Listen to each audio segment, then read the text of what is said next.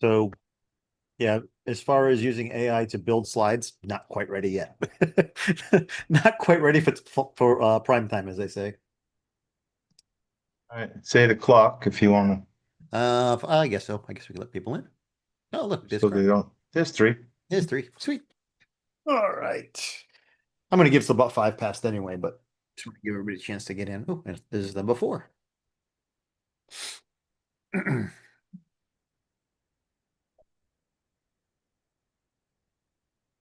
Good morning, everybody. Welcome. We'll be getting started in about 4 or 5 more minutes. Just going to give a few minutes for anybody that's running a little bit behind this morning, and then we'll get the class started. So if you want to grab a quick cup of coffee, if you need to go get a refill or whatever, or if you need to hit the restroom real quick, please feel free right now to go ahead and do that. Like I said, we'll be getting started in three, maybe 4 more minutes.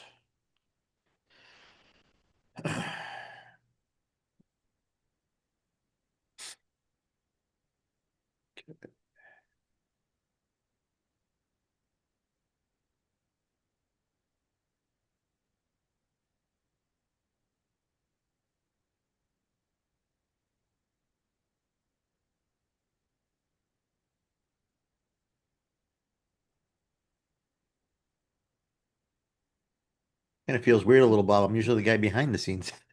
Every time I do one of these classes for you, it's I'm Yeah, you like, haven't given one in a while. no, I haven't. It's been a few months, actually. Always fun though. Always.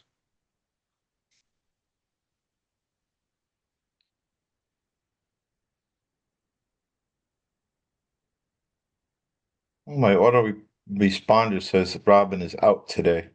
Oh yeah, I think she's gonna be out for the rest of the week, I think. I think she's off today and tomorrow. It just says she's off today. Oh, okay, maybe I misunderstood it.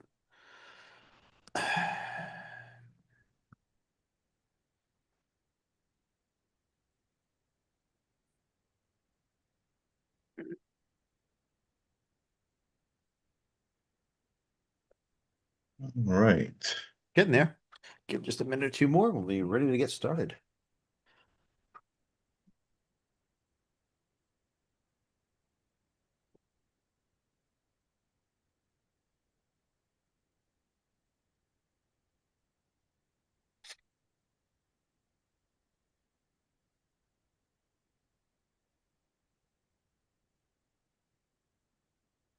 Tell you a little interesting story while waiting, Bob.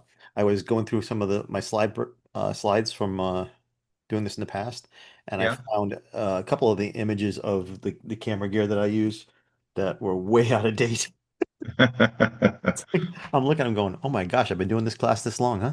I think the first time we did this class was probably what, 4 years ago? Yeah, and the crazy thing is this, the technology changes very quickly. It does. I mean, it seems like every other day they're coming out with a new piece of software or a new device. There we go, another person coming in. This is why I wait till five past because there's always a few people that are.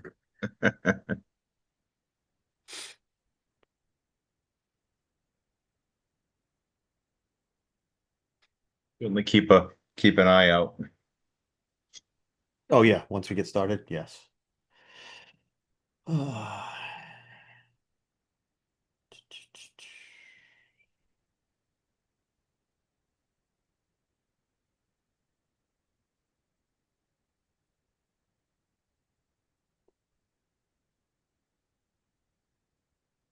Good morning to those just joining us. We'll be getting started in just about a minute more. Just giving my usual few minutes for everybody to get settled and hop into the room. Actually, let me share my screen while we're waiting on this.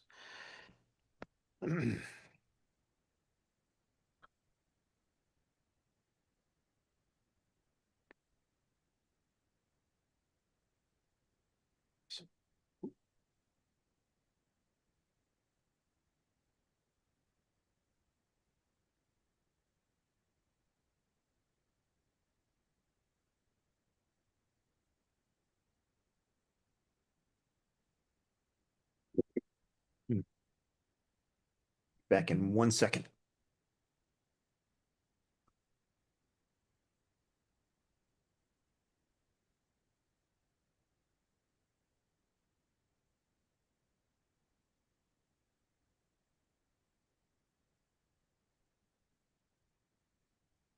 Oh, that wasn't a beer, Bob.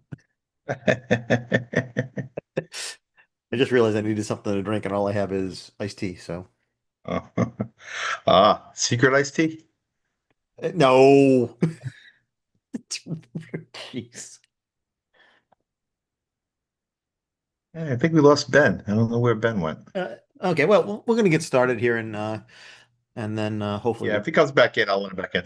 Well, he's here. He's here. He's just he's got his camera off. You're talking about Ben Thurman, Benjamin Thurman? Yeah. Yeah, he's here. He just has his. You might have to expand your screen a little bit. Oh, He's, okay. he's got his camera off. Good Got morning. it. Okay, let's get started here. Good morning, everybody. My name is Bill Pullman here. As usual, I am going to try to say that I'm the going to be behind the scenes this morning, but I'm not. I have my friend Bob Salvis. Most of you know Bob. You've probably talked to him at some point in time or another. Bob will be playing the part of who I am normally on during a class. So, Playing the role of Bill Parmentier this morning. I feel like the second on a play or something. well, we're bringing in the ringer, you know. So anyway. But anyway, let's get started on some of the rules for today's class because today is a 2.5 hour credit course. What that means is basically this class qualifies for 2.5 credits towards renewal of your contractor registration for those of you who are going to be renewing soon. Uh, at the end of the day today, you will, or by at the latest by early tomorrow, you will get a certificate if you have requested one. Um, I'll explain to you right now what the rules are, and then as far as being able to get that certificate, as well as how to get around the Zoom platform, and then we'll get the class started. So, and my apologies as always to those of you who have been to these classes before and have had to hear this presentation at the beginning over and over again, but it does need to happen. So, to get credit for today's class, there's a couple things that need to happen. One, you need to have your camera on at all times. And you need to be seated in front of the device, which means you can't be working, operating heavy equipment, walking around, talking off camera, playing on your phone, etc. Um, the requirement of the state for us to be able to give credit is that you are paying attention to the class at all times. I'm going to ask everybody when we come back from break, we'll have a break at about the midpoint of today's class to type their first and last name into the chat when we come back from break and make sure your camera is back on. That's so that we know that you are back and ready to go so that we can get the class started back up. It also helps for attendance purposes. In order to get credit for today's class, you need to be in one of three categories. I'm going to assume most of you are there, but if you're not, don't panic. You can always reach out to us after the class is over as long as you follow the above rules, and we can try to get you into one of those three categories. Those three categories are you must be a grant enrollee through the Department of Labor and Training, or you must be a REBA member, or you must have paid for the class in order to get the credit. There's a fee that we charge you if you don't fit into the first two categories. If by some chance you don't receive your certificate by lunchtime tomorrow, please just take down this email address. It's cert@ribuilders.org. If by some chance you requested credit and you have not received your certificate by lunchtime tomorrow, send me an email. Before you do that, check your spam folder because sometimes it will go into the spam folder. But if you haven't received it, then I can look in, you can send me that email and I'll look into it and see what the holdup may be. Excuse me. All right, let's talk about getting around the Zoom platform. I will tell you this, my voice is a little shot today for some reason. I'm not sure why, but so the more interactive we can be, the better. I would appreciate people asking questions, making comments. Please do not feel like you're interrupting me. I welcome the interruptions during the conversation so that way if there's a question you have, we can answer it. To do so, if you just look where the microphone icon is, if you see a red line through that microphone icon, that means your microphone is muted. To unmute yourself, you just click on that microphone icon till the red line goes away. As long as your microphone is working properly, we should be able to hear you. Only request I do have is please mute yourself when you are done asking a question or making a comment. That cuts down on any background noise that could distract from the class. To mute yourself, you just click on that microphone icon one more time till the red line returns and that'll make sure that you are muted. Please don't be insulted if you forget to unmute yourself or forget to mute yourself, excuse me, and then you see something come up on your screen saying the host has muted you. Again, that's just to keep the background noise to a minimum. Camera icon, same thing goes for the camera icon. If there's a red line through that camera icon, that means your camera is off. You are welcome to be here just for informational purposes, but if you're looking for that certificate, you need to have your camera on during the class. Same thing goes if you click on the camera icon. long as the red line goes away and your your camera's working properly, excuse me, we should be able to see you. Just please make sure that your entire face is in the camera. Right now, it looks like all of you are in compliance, so that's not an issue. But you can shut your camera off at break time. To do so, just click on that camera icon again until the red line returns, and your camera should be off. Just please remember you're responsible for making sure your camera is back on when we come back from break if you are looking for that credit. Chat function. Now, Bob is going to be doing what I normally do in the chat, but if you just look where this little speech bubble is, if you click on that speech bubble, it is going to open up a window that's either part of your main screen or a separate window similar to what you see here. When you go into the chat, there's three things we use it for. One is to type your first and last name into the chat when we come back from break.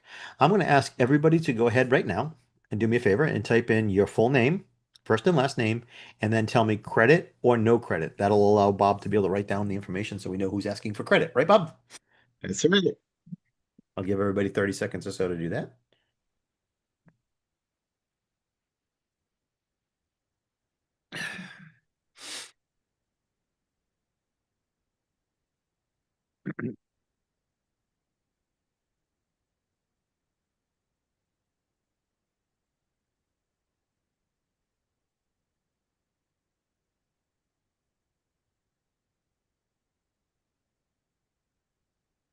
Okay, awesome.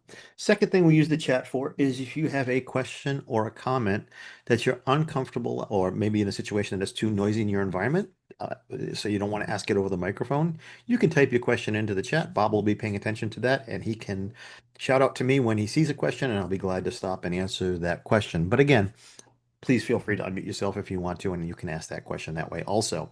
Third and final thing we use the chat for is if you're running into a technical issue. Something comes up where you can't see something, can't hear something, some sort of technical glitch. Um, just hop into the chat and let us know. More times than not, just so you know, because this is the area that Bob kind of freaks out about is the technical area.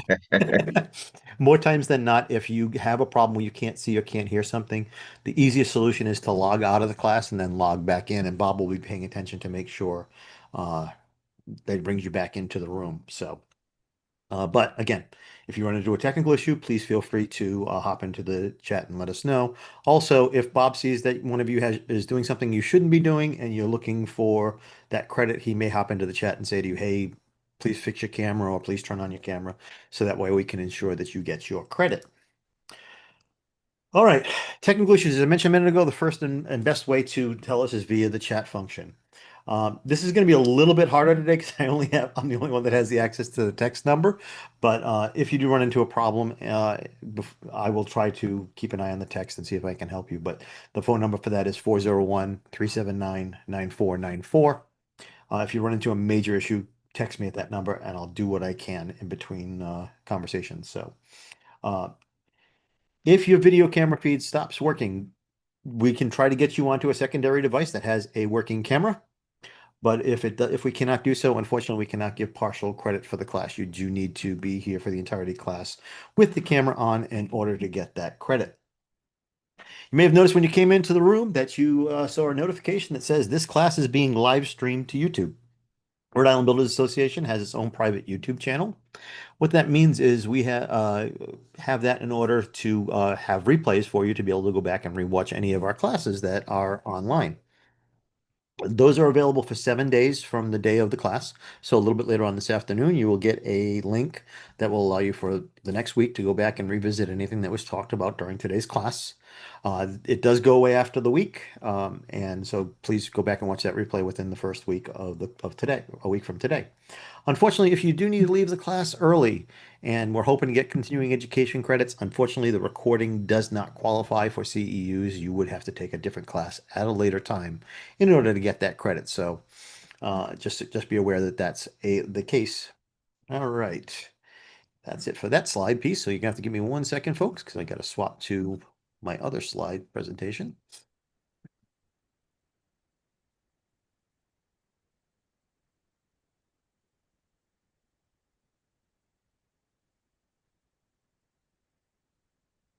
You disappeared for a minute there, Bob. I was looking for you and you were gone. There we go. I think that worked. All right. Okay, as I mentioned a few minutes ago, my name is Bill Parmentier. Uh, one of my primary jobs is as a program manager here at the Rhode Island Builders Association, but I also have been since 2016. I've been a full-time photographer and videographer, and the majority of what I do is in the commercial sphere, and most of the time through uh, the construction industry. So I have a pretty steady background as far as helping out people in the construction field with their visuals. So that gives you a little bit of a background as to what I do. It's a very short background, but I own two companies. One is W. Parmentier Media, which deals primarily with the video aspect uh, of my business, and then the other part is the photography end, which is W. Parmentier Photography. I will give you my contact information at the end of the class today, should you want to reach out to me and have any type of conversation about either. Okay, now my slide's not moving. Bob, what'd you do? Let's try that one. That always happens to me. Yeah, I don't know what's going on. All of a sudden, I decided it didn't want to work. All right. Just a couple of things about me. I am a Part 107 federally licensed drone pilot. So that means basically I can use drones legally in order to use them to take photos and videos for commercial properties, etc. Most people don't realize that you do need to have an FAA license in order to do so. I'm also, for those of you who are familiar with House, I was one of the best of House services in 2019. And I'm also a member of the Professional Photographers of America. So that's just a few of my affiliations. Let's see if this actually goes through. There we go.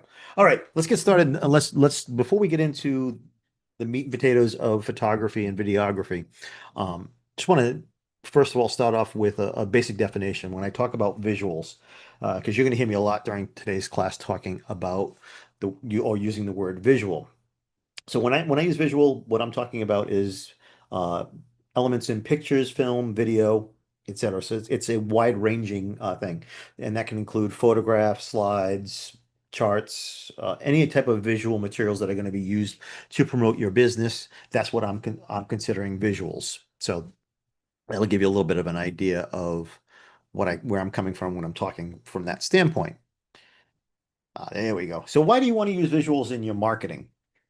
Well, there's a couple of reasons. One, 97% of consumers will go online to uh, research local products and services before they'll even reach out and contact you. Okay. And there's a statistic that says you have about 7 seconds from when somebody sees something that you've put out as far as a marketing piece. You have about 7 seconds to capture their attention.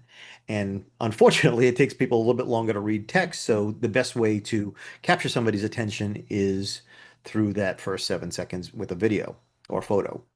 But just keep that in mind that 97%, and this is a little bit older stat, so it may even be higher because people have become to rely on the internet more and more to research companies before they even make a contact with that company. The average person, and for those, there were a few of you that were in Dave England's class yesterday, and Dave was talking about people scrolling the height of the Statue of Liberty every day, which is an amazing statistic. That's 300 some odd feet worth of scrolling every day. But here's another interesting statistic along that same line. The average person spends about 8.8 hours a day consuming digital content. Now, bear in mind, that's not just looking at things like Facebook and TikTok and Instagram and other social media. That's also watching streaming services and t television, etc. So,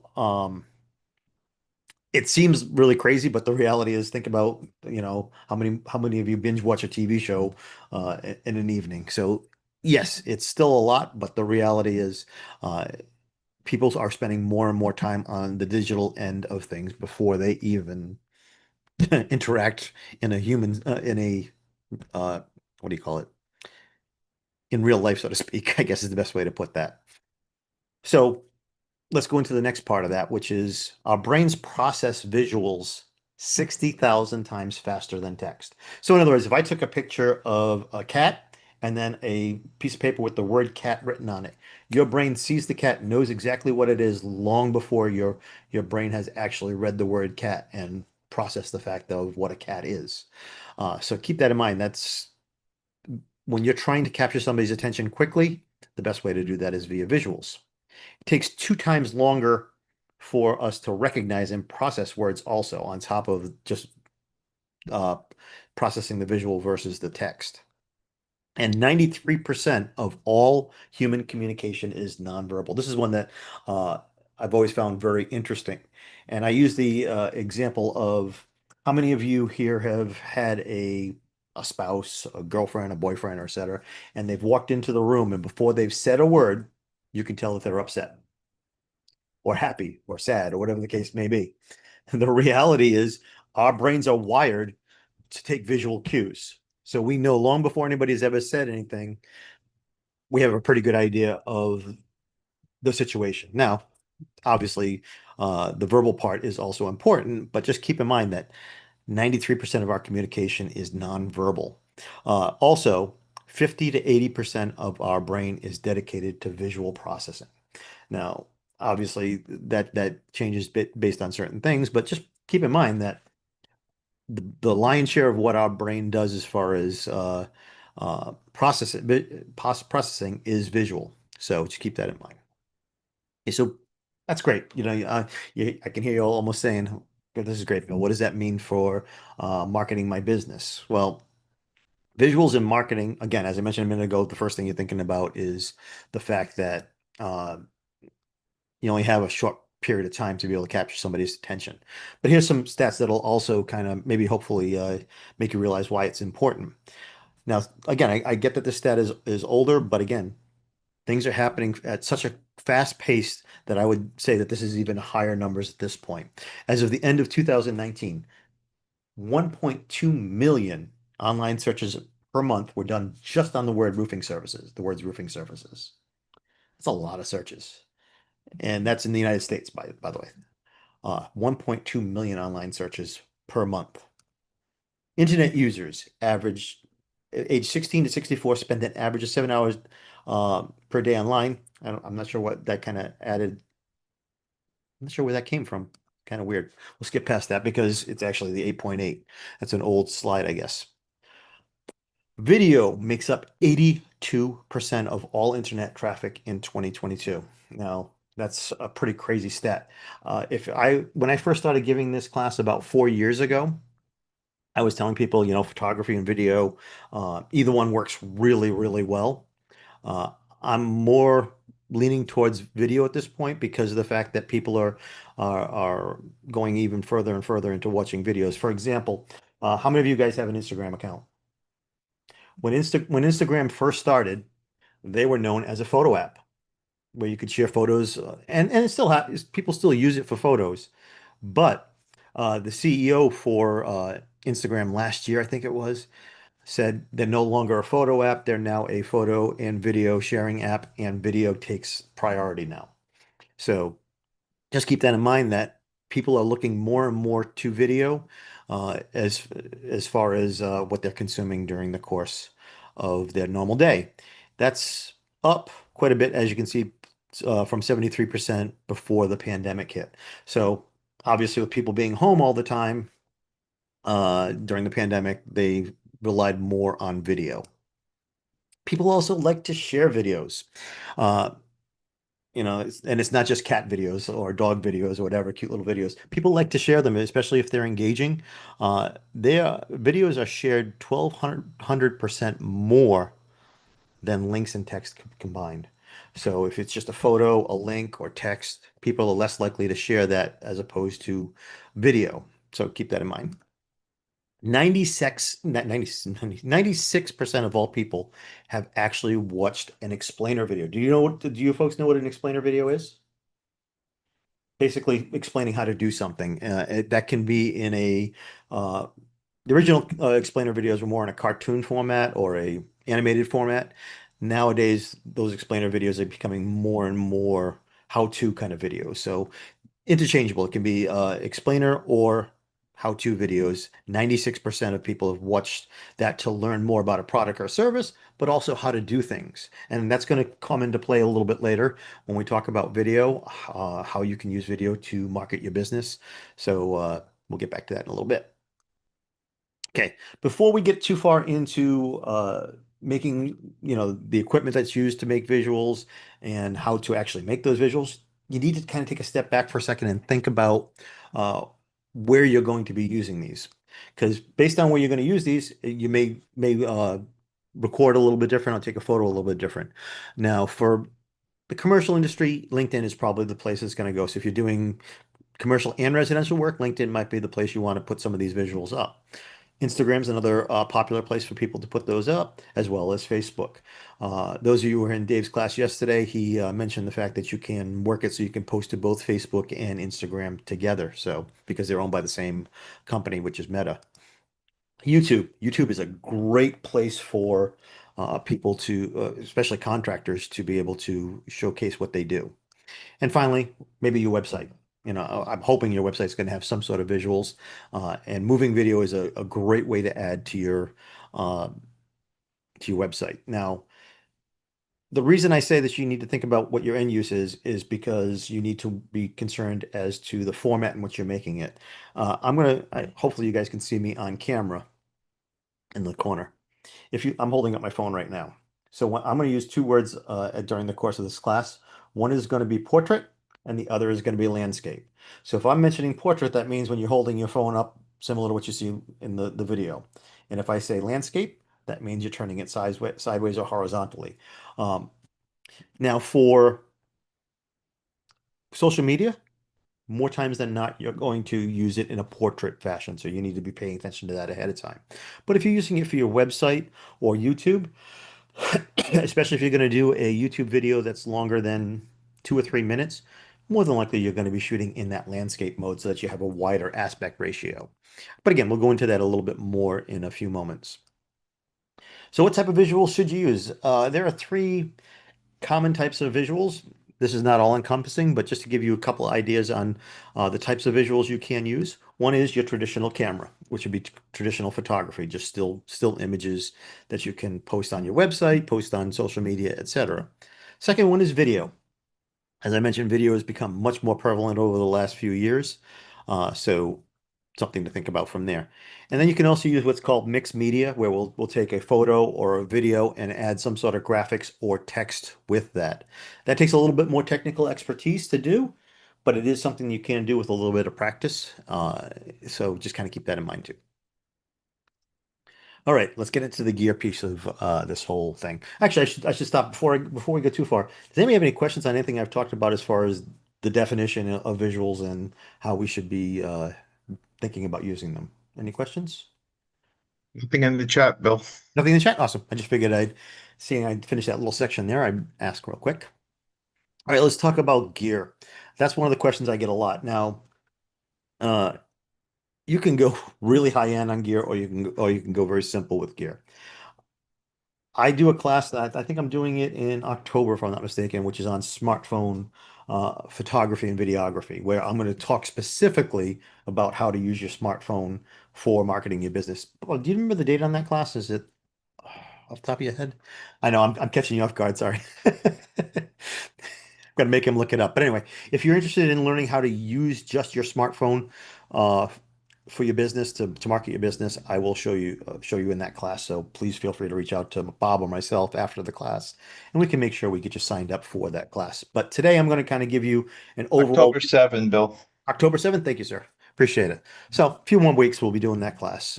That's a fun class because I do a lot of hands-on during that class. So I can show you how the camera works and et cetera.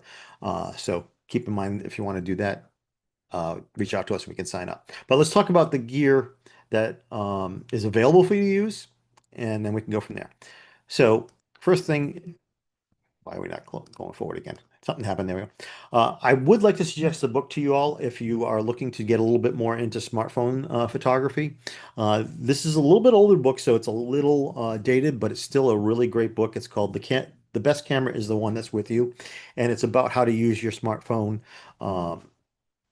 to get better quality images and photo and videos. So just kind of something to look at if you want to take a look at that. You're not going to have time to be part of the upcoming class on smartphone photography and videography. But let's talk about smartphones first.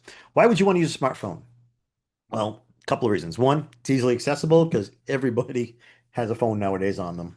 I don't know of anybody that goes anywhere without having their phone. It's a very low learning curve. Not to say that there's no learning to be done when it comes to smartphones, because I can tell you right now, most people don't use their smartphone cameras properly, but there is a low learning curve on that. Technology is getting better and better every day. Oh my gosh, when I first started giving this class quite a few years ago, smartphone cameras were okay at best. Nowadays, they rival some of the professional cameras that are out there. So the technology is just going by leaps and bounds. I think they just announced the iPhone 3 million now. I'm kidding. The iPhone 17 the other day, and the camera on that is even better than it's ever been before. And I can't keep up with it anymore. I thought I was doing well when I got to the iPhone 16, but uh, the technology is just jumping in leaps and bounds at this point.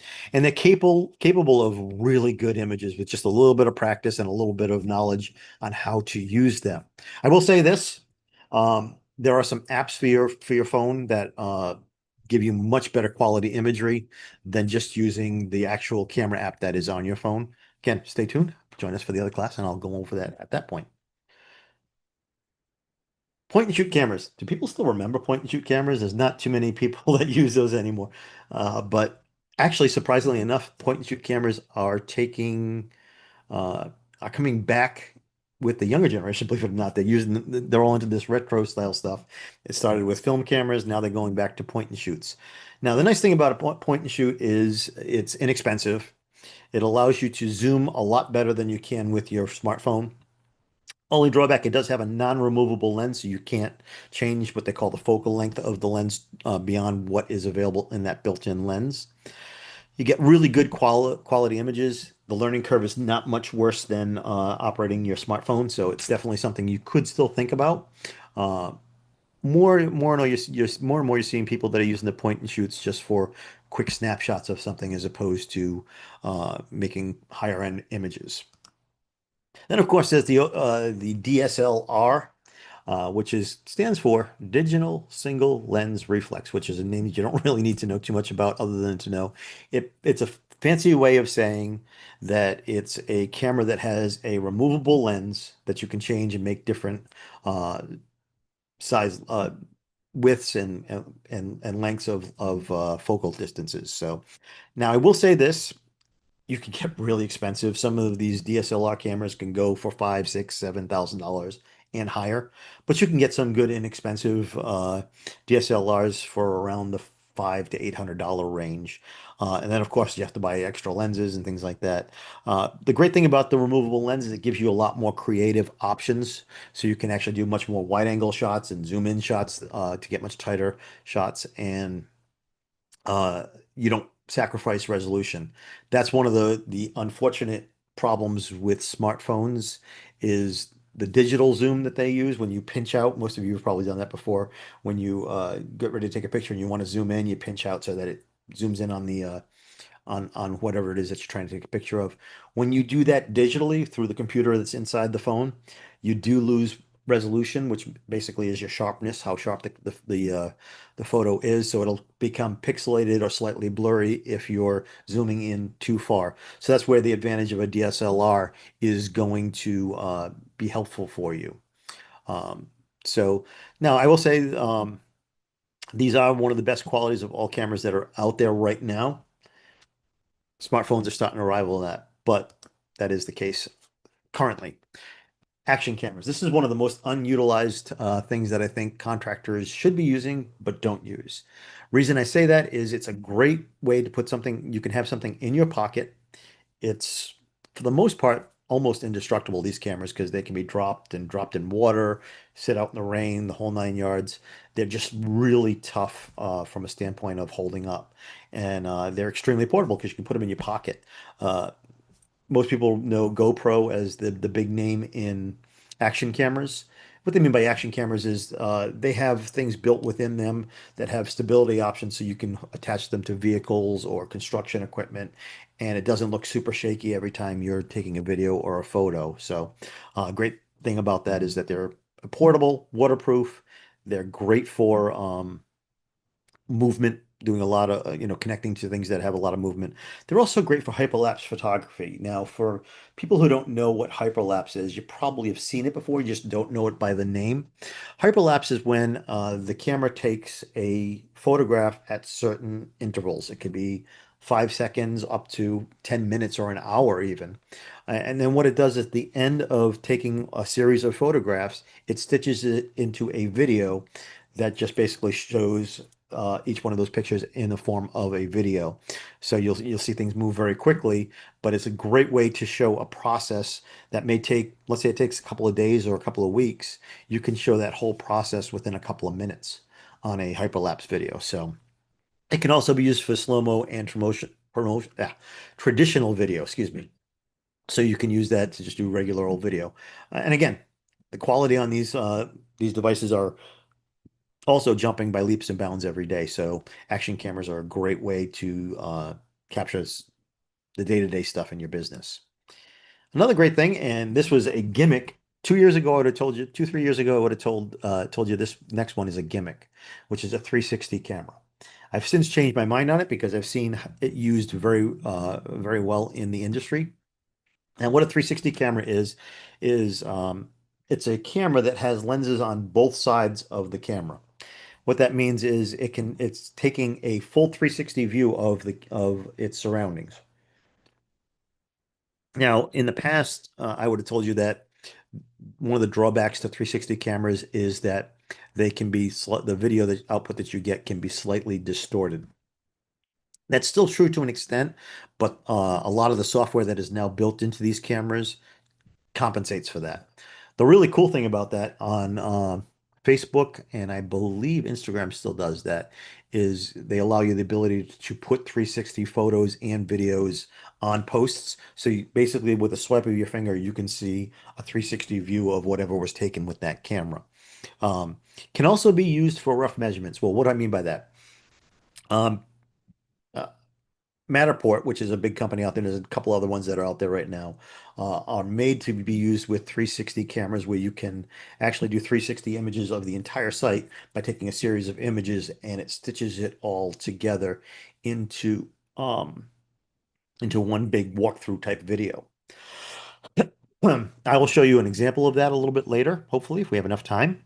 But I've actually talked to a couple of gentlemen who actually give classes on estimating and blueprint reading for our classes, and that have actually used a Matterport or a 360 camera to do rough measurements of a site. So what they'll do is they'll go in when they're getting ready to put together an estimate for a client, and they'll take pictures with a 360 camera of the room, which then allows them to go back to their office or to their home when they're getting ready to put the estimate together and take rough measurements of that room based off of the video. You can actually do little pinpoints to tell you, the countertop that's there is 3 foot or is 5 foot 6 inches. It'll tell you that distance, and it's accurate depending on the camera. It's accurate within a quarter of an inch, so it gives you a rough estimate as to what you're going to have for measurements. Um, and it also shoots really great 360 videos. So, great project, great type of camera to use. Takes a little bit more know-how, but can actually be very useful in the contractor and construction fields. Finally, the other one is drones. Now, I'm going to give you a caveat on this one. Drones are great, and I know a lot of people in the industry that try to use these drones for their business. Can be used for a number of ways, but before I get into that, let's talk about what the requirements are in order to use a drone. First of all, it's a little bit of a steep learning curve. I say fairly steep because it's real easy to learn to fly a drone. They almost fly themselves nowadays. Um, it's not quite as easy to get good quality photographs and videos with the drone. While there's a lot of stabilization features within the drone, you still have to have a knowledge of how to get good images out of the drone, especially when it comes to video, because the movement of when you're moving the drone, it can become very choppy very quickly if you're not careful. Photographs are pretty easy with a drone, but video is a lot harder to get good quality video with. It does require FAA licensing. I'll give a quick story on this. I met a gentleman a number of years ago who was a roofer. He decided that Instead of having his guys go up on the roof to inspect roofs in order to put together a estimate for somebody on repairs or replacement of the roof, he thought that a drone would be a great idea. Using the drone so he can fly above, take good pictures and videos, and he doesn't have to risk having one of his guys up on the roof. That's a great idea, by the way. Uh, but the execution piece of that's a little bit harder than just buying a drone at Best Buy and going ahead and doing it because you do need the FAA licensing. Now, what does an FAA license in require to get it? You do need to take a test, which is about a 75 question test, I think it was, on airspace and how, what's legal for FAA purposes. Because once you get above about 5 feet above your house, believe it or not, or above a building, you don't own that airspace. People think, oh, I own this building or I own this house, and I have all the way up to infinity that is mine, and I own it. And the reality is, as far as the FAA is concerned, once you get above, I think it's either 3 or 5 feet. I have to look up the exact number. It becomes public airspace owned and controlled by the FAA, which means that you need to follow the rules that they have that you have to that the requirements that they have to fly in that airspace. And if you don't know how to do that, that's going to get you into a lot of trouble. Now, I just said you need to have the FAA license in order to use your drone for your business. And this is where it becomes a problem. Not only do you have to take that test, if you don't follow those rules and don't get the FAA licensure, you're looking at huge fines. Uh, the fines start at about $11,000 and can work their way up into the hundreds of thousands of dollars just for flying a drone. It's really something that I would highly suggest not doing if you don't have that license. Now, I will say this, the FAA doesn't have enough manpower to be chasing down everybody that's flying a drone illegally. But here's the thing. Two things I want you to keep in mind as far as from your end of the business if you're going to use a drone.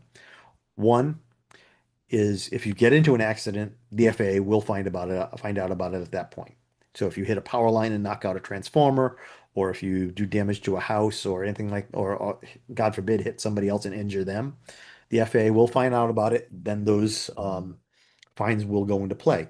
Also, I hate to think that this would happen, but if your competitor happen to see that you're using drone photos and videos on social media, on your website, and decided to report you to the FAA, they will now investigate and make sure that you have um, that licensure. And if you don't, now you're right back into that same place.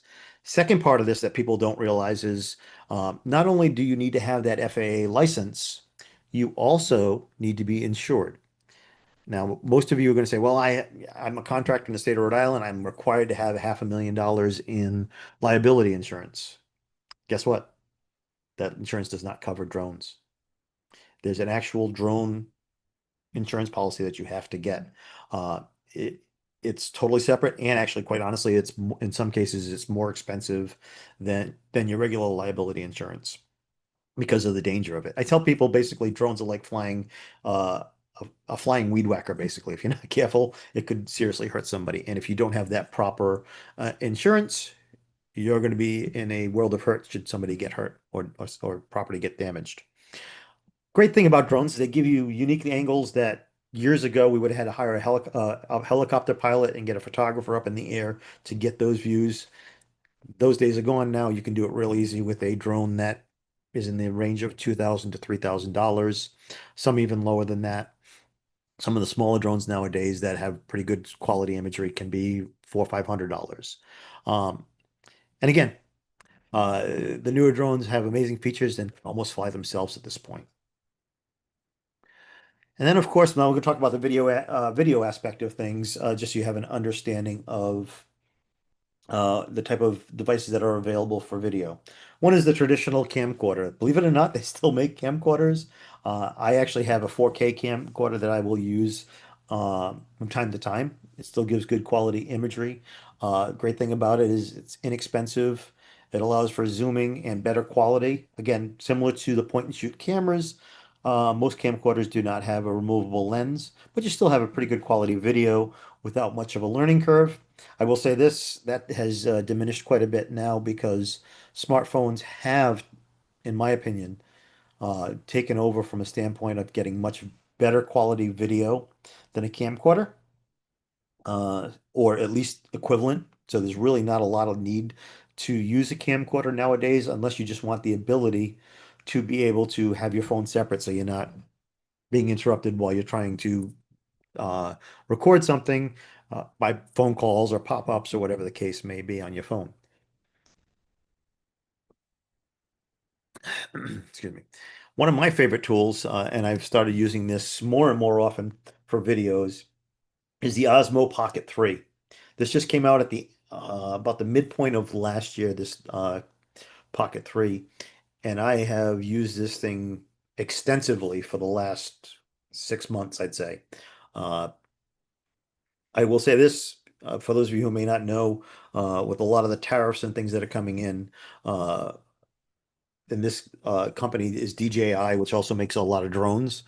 They're out of China, and the tariffs that are coming out of China, as well as some of the customs issues, they're becoming harder to come by and also much more expensive. For example, this unit here, the Pocket 3, when I purchased mine at the end of last year, I paid about $600 for the what they call the Creator Kit, which comes with a lapel mic and an extra battery. That same unit now is over $1,000 for this unit because of tariffs and customs issues. But even at $1,000, I will tell you, I still think this is a great quality product. And Bob, you've seen it. It literally is a handheld unit, and I'll bring it out a little bit later so you folks can see it. It's really palm sized, so it's something you can carry around real easy. But yeah, it's like holding up a pen. There's nothing to it, and Exactly.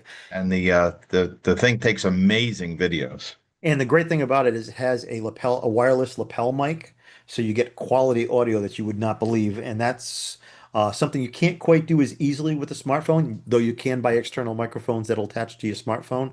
But this is kind of an all-in-one type of unit. It's great.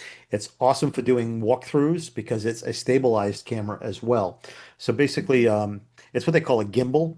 So basically, when you're holding it with your hand, if you shake side to side or up and down, the camera lens itself stays perfectly steady so that way, as you're walking or moving around, it doesn't look super shaky or anything like that. So it gets rid of a lot of those problems that happen with smartphones. Did you Uh, say the price on that, Bill? yeah, that one runs about $1,000 now, 900 and change plus tax. Like I said, unfortunately, when I purchased mine, it was a little over 600, but tariffs and customs issues have jacked those Right. prices up highly, unfortunately. Yeah. But Well, again, it still seems like a worthwhile investment, especially for those who either might not want to use their phone or looking for ease of use. ease of use, yes, and also um, if you're not putting your phone down in one spot, like on a tripod or a little stand or something like that, I would highly suggest using the Pocket 3 over your smartphone because it's going to stop a lot of Yeah, that shake. jumpy. Yeah, it gets rid of a lot of that shake and vibration that happens with the smartphone. So again, you gotta kind of think all of these things that I'm talking about. Think about what your end use is going to be. If you're just going to be putting it on a stand somewhere, smartphone's great. If you're from a video standpoint, if you're looking to move around a lot, get yourself one of these. It's a great product. Again, I'll show you I can show you a little bit better later. I'll put it on camera so you can kind of see how it works and how it actually sets up. But it's a great unit. All right, so now we've talked about all these different things that you can use to capture your visuals. Now you're probably saying, well, what should I be taking photos or videos of? And it's great that we have all these different tools there, but what are we doing with them? Well, this is not an exhaustive list, I will tell you that right now, but just give you some ideas of some of the things that you're going to want to take pictures of. I'm going to go into more detail in the coming slides, but here's what you're looking at. You want to be doing before images, in progress images, after, process images, and in some cases aerial. Now, I will say aerial is more important if you do more exterior work like siding, roofing, decks, maybe a landscaper. Those are the type of things that you're going to want to look at the aerial slash drones. But the rest of the stuff is pertinent to everybody. Before photos. Well, why do you want to do before photos? First off, because you may go into a project and go, what's the point of me doing that before? Well, here's what you get. with the before photos, it's going to show the initial look, and I'm going to use kitchens as an example here, but this happens across the board. It shows you the initial look prior to the remodel or the build. Why do you want that? Well, you want to be able to show people this is what it looked like before. This is what it looks like after we finish the project. Uh, it's great to show that after image, but if people don't know how the transformation happened, it's not quite as impactful. Second one is for documentation purposes. Now, most people go, well, what am I documenting with this? Here's the deal. Some of these kitchen remodels can get, or projects that you're working on can get really high in price, right? What happens if you go all the way through this project and the client says to you, well, that's not the way I wanted it, and this is, you know, these problems that you're charging me for that you ran into um, weren't really problems. And they say, well, I want a refund, and you say, well, no, I did everything that I told you I was going to do. I'm going to give you that. I can't give you that refund. And they call up the contractor registration board and say, this is a bad contractor.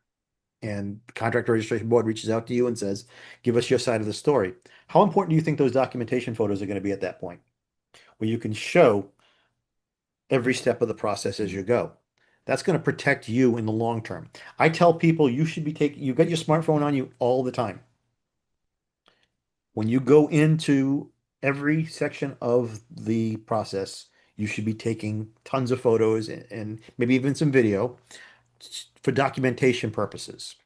Um, And this is you should be working this into every step of your process. So on a daily basis, you should be doing something. If you're doing a kitchen remodel, the tear down, you take photos the day of the tear down after you've done the initial images. Then you take photos of the installation of the cabinets and the installation of the countertops and the installation of the flooring. You're doing all of that for two reasons. One is the documentation purposes, but it also helps with some of your marketing a little bit later. So it's highly, highly important that you work into your process before photos and during photos for documentation purposes. In progress photos. It's a in progress photos is one of those things that people go, why would I want to take pictures of in progress? Well, as I mentioned a minute ago, for documentation purposes, it's great, but also to show potential clients what to expect when they're going to hire you. You can use these for marketing purposes. Uh, Also, you can use it from a marketing sense to be able to talk about behind the scenes so that you can show what you do behind the scenes. Also shows your level of professionalism. What do I mean by level of professionalism? Well, if you're doing a kitchen remodel, and in this case, this picture was taken after the fact when they had already finished the heavy part of the construction of this kitchen. But if you saw the pictures before this, there were zip walls up that were blocking off all of the entrances into that kitchen to keep the dust contained into that one room. Now, if you've got a picture of those zip walls being up, how important do you think that could be to a potential client that comes up later on down the line? You say, "Hey, look, I am very conscientious as a contractor, and I am going to do everything I can to make sure we disrupt your home as little as possible during the process. And we put up zip walls to keep the dust in all in one room, as well as ventilation procedures to get the dust out of that room." But you can also say, we also, here's some pictures that we show that we clean up at the end of every day so that when there's not trip hazards or trash all over the place, we're going to try to leave your home as if it were our own home and take care of it the best way possible. Again, these are the little things that are going to help you stand above and beyond other contractors in your industry when you can show a potential client, look, I'm taking care of your home as if it were my own. So in progress photos are a great thing. They can also be used for tutorials too, a little bit later on down the line. So don't discount these. These are, in my opinion, vitally important for marketing as well as protecting you in your business. Process photos, slightly different from in progress. Process photos are a little, in videos are a little bit different. You're using these images and this visuals for explaining a process. For instance, in this picture here, this gentleman is actually putting up Italian glass tiles. In talking to my client, I was asking him about these tiles, and he's like, well, there's a specific procedure that's different than other tiles in how we have to put these up on the backsplash. I said, oh, great. This is a great opportunity for us to show how to do something like this. So what we did was took a series of photos. This was back before we were doing too much video. But we took a series of photos that showed the installation process of this product. Why do you do that? A lot of people say, well, why would I want to show somebody how to do that if they're just going to do it themselves? Right, Bob? Why would we show somebody how to do something if we want them to hire us? Well, the answer is it shows your expertise. How many of you have watched a video or a looked at a blog post on how to do something? Quite a few of you, right? How many of you gotten to the end of that and went, yeah, that's too much work for me to do. I don't have the time to do this. Or maybe I don't even have the technical knowledge myself to be comfortable doing it, right? Who's the person you're going to look to if you feel like you can't accomplish that project? The person that showed you how to do it, right? So those process photos and videos show people that you have an expertise, and those who are not willing to tackle that project are more likely to hire you once they realize that you know how to do it proficiently. Hey, Bill. Yeah. No, I mean that's an excellent point because I think too many people in the industry are afraid of giving away secrets, and the reality is that they just position themselves as an expert. But before you go on, I just want to Zachary, there seems to be a problem with your camera. If you can't fix that, please. Yeah, I think you just need to adjust it. We can't see you in the frame. Yeah, we need to be able to see in the frame. Yep. There you go. Thank you. Awesome. Thanks, Bob. But yeah, going back to what I was just saying, building yourself as an expert in the field is a great way to get yourself more business, surprisingly. Bob will attest to this. We have a good friend who actually gives a bunch of our classes here at Reba, Mike Gurton. He has his own YouTube channel. He's had it for a number of years now. He's been asked to speak all over the country on deck building as well as siding and a lot of exterior projects. And a lot of that has come from the fact that he has a YouTube channel where he's actively giving away this information, showing people how to do what it is that he does. And it's established him well within the industry. He's spoken for through JLC, he's National Home Builders.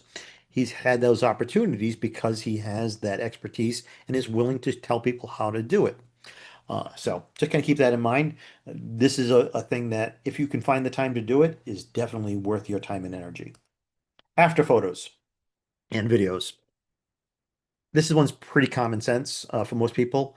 Obviously, you want to show the quality, the end quality of what it is that you're doing. So it showcases your work, also showcases the completed project. As I mentioned a little while ago, the best way to showcase that is by showing a before and after, so people can understand where you started, where it was when you started, and where it is when you completed it. And of course, aerial images, as I mentioned a minute ago, these are a few minutes ago. These are great ways to do a number of things. It gives you that unique view. Great for highlighting large construction sites and projects. Smaller drones can also shoot indoors now. I've just purchased a drone myself last year that is allowing me to do video fly-throughs of homes, believe it or not. These drones are literally a little bit bigger than the size of my fist. They get great quality images, and they now have the ability, uh, connection-wise, to the remote control to be able to be flown indoors. Another great thing that most people don't think about from drones is, especially if you're a home builder, is drones can also give a potential purchaser of that home the ability to see things such as the neighborhood, um, proximity to amenities such as schools, libraries, restaurants, uh, places to grocery stores, etc. So just beyond the actual build itself, it can actually do a great job of showing the neighborhood itself. In this case, this image that you see, my client wanted to showcase the fact that that home was in a cul-de-sac, a quiet cul-de-sac. And this is a great way to be able to show that.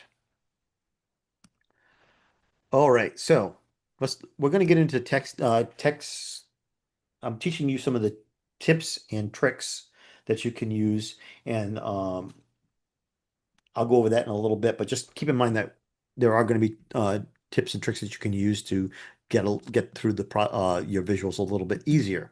Timing and planning is also vitally important. If you're like me, if it's not written down somewhere, you forget about it. The same thing goes for visuals. So, what do I mean by that? You put a timeline together for your projects. I'm sure most of you do that. All of you do that? Yeah. Put some when you're sitting down for a project for somebody, you're putting together a timeline on when the project's going to be complete. What should be added into that timeline, every one of them, is the time for your initial images, your before images. These should be written down within that timeline. Your during construction images that you want to get, as well as your behind the scenes and your completion images. That way you know on this day, I'm going in, I need to make sure I take photos of X.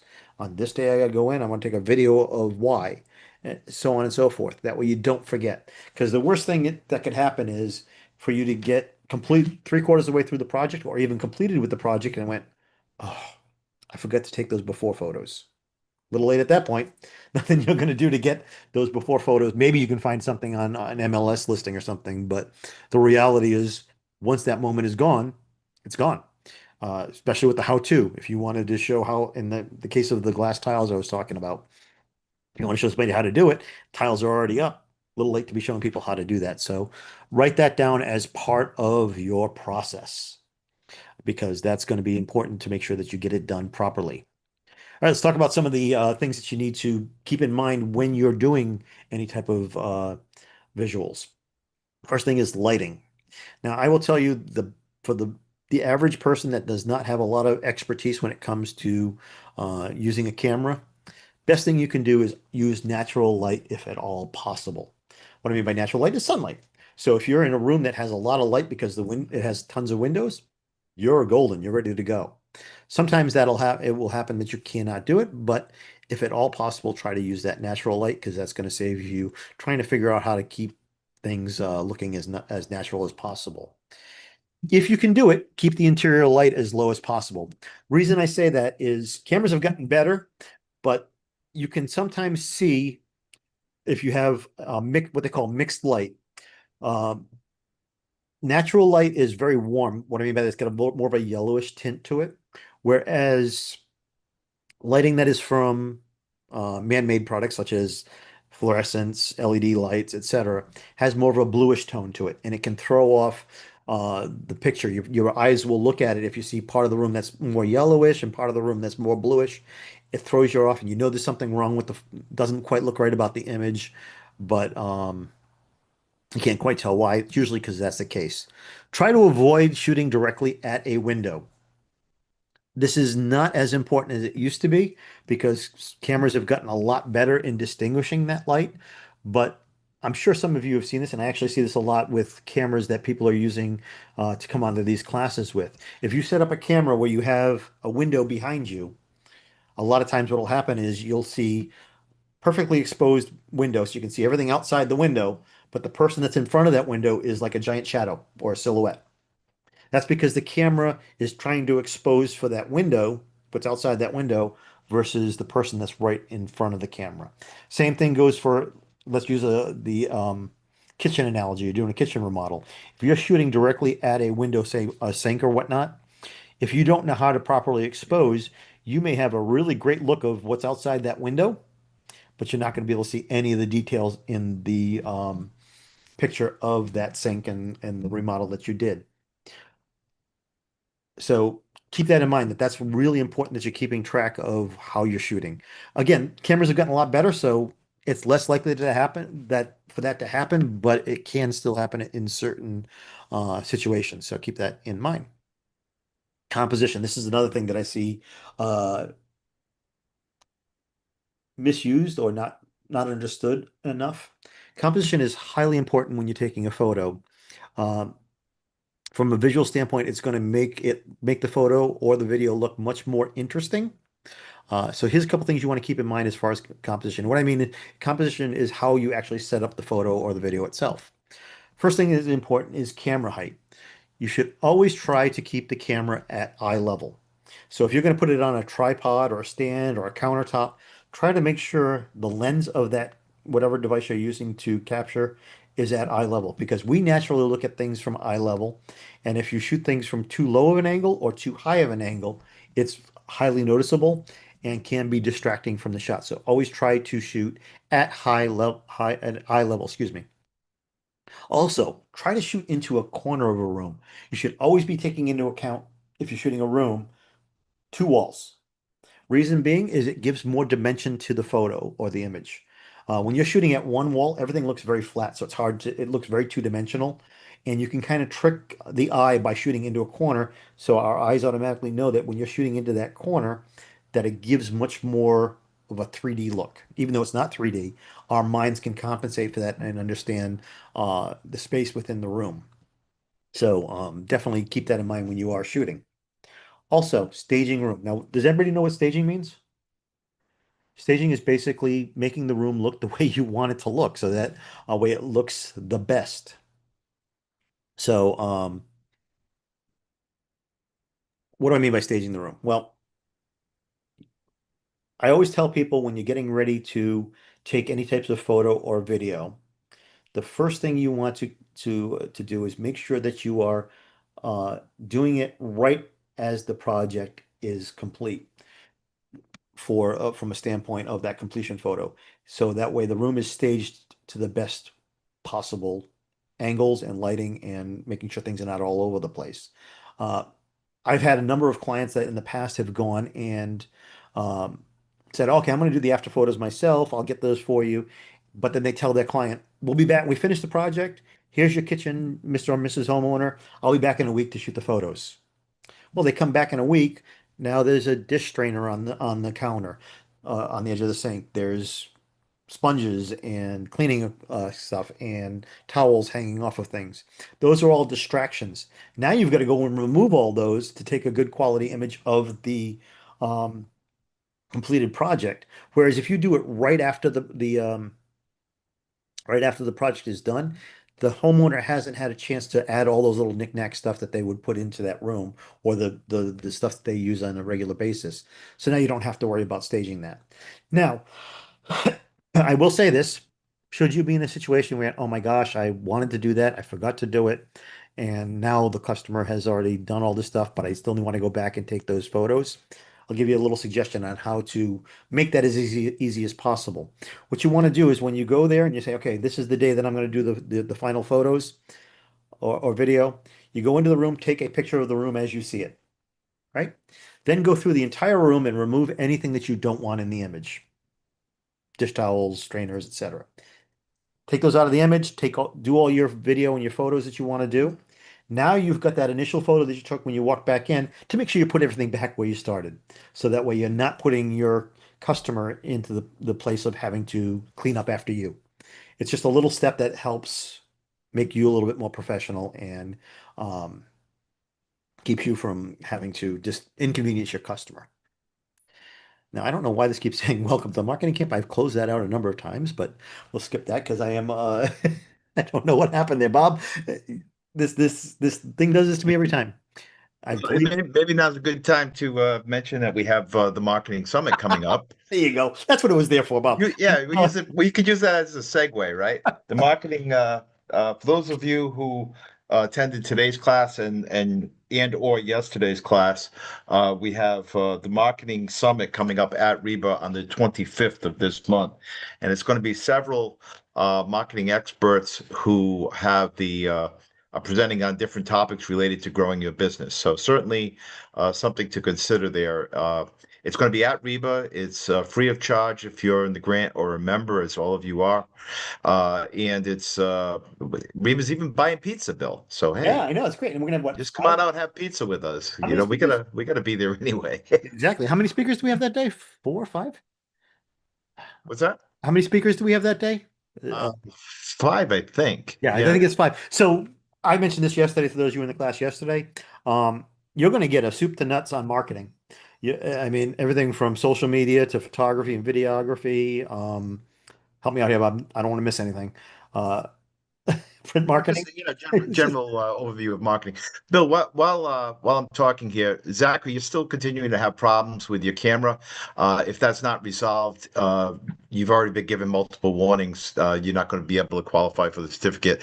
Just a reminder to everyone that the state can review this recording anytime they want, and they can actually pull our license to teach classes if we violate the rules. Sure. So if we were to give Zachary a certificate and he hadn't attended as he is supposed to, then we jeopardize our license. We're not willing to do that. Nope, So nope. Zachary, either fix the problem now, or I'm afraid the certificate would be out of the question. Yeah, thank you, Bob, for the reminder because that's something that's highly important. But all right, so this is what the slide was supposed to look like before my There you before go. my marketing campaign. I'm going to talk about color theory for a minute. I mentioned a minute ago about the importance of natural light versus man-made light. This is what you can get for an outcome. Now, artificial lighting typically gives off a blue cast. Now, that's not always, but typically. So if you look at the photo on the left, it's got more of a bluish tint to it. Um, that is great. That bluish tint can be very useful when it comes to clinical settings like a hospital, maybe a clean room for manufacturing or something along that line. Doesn't come off quite as well when it comes to residential photography. Reason being is it gives it a very cold and unwelcoming look.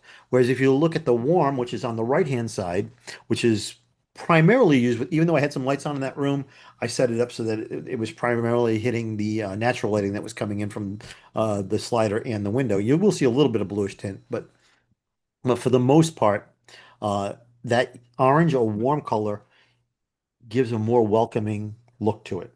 So you should always be striving to get that more warmer look as opposed to a cooler look. So when you hear somebody say, well, this photo looks a little bit cool or this video looks a little bit cool, this is what they're talking about. This is more happens in my industry where people will talk about cool versus warm, but I want you to understand how it can affect a photo.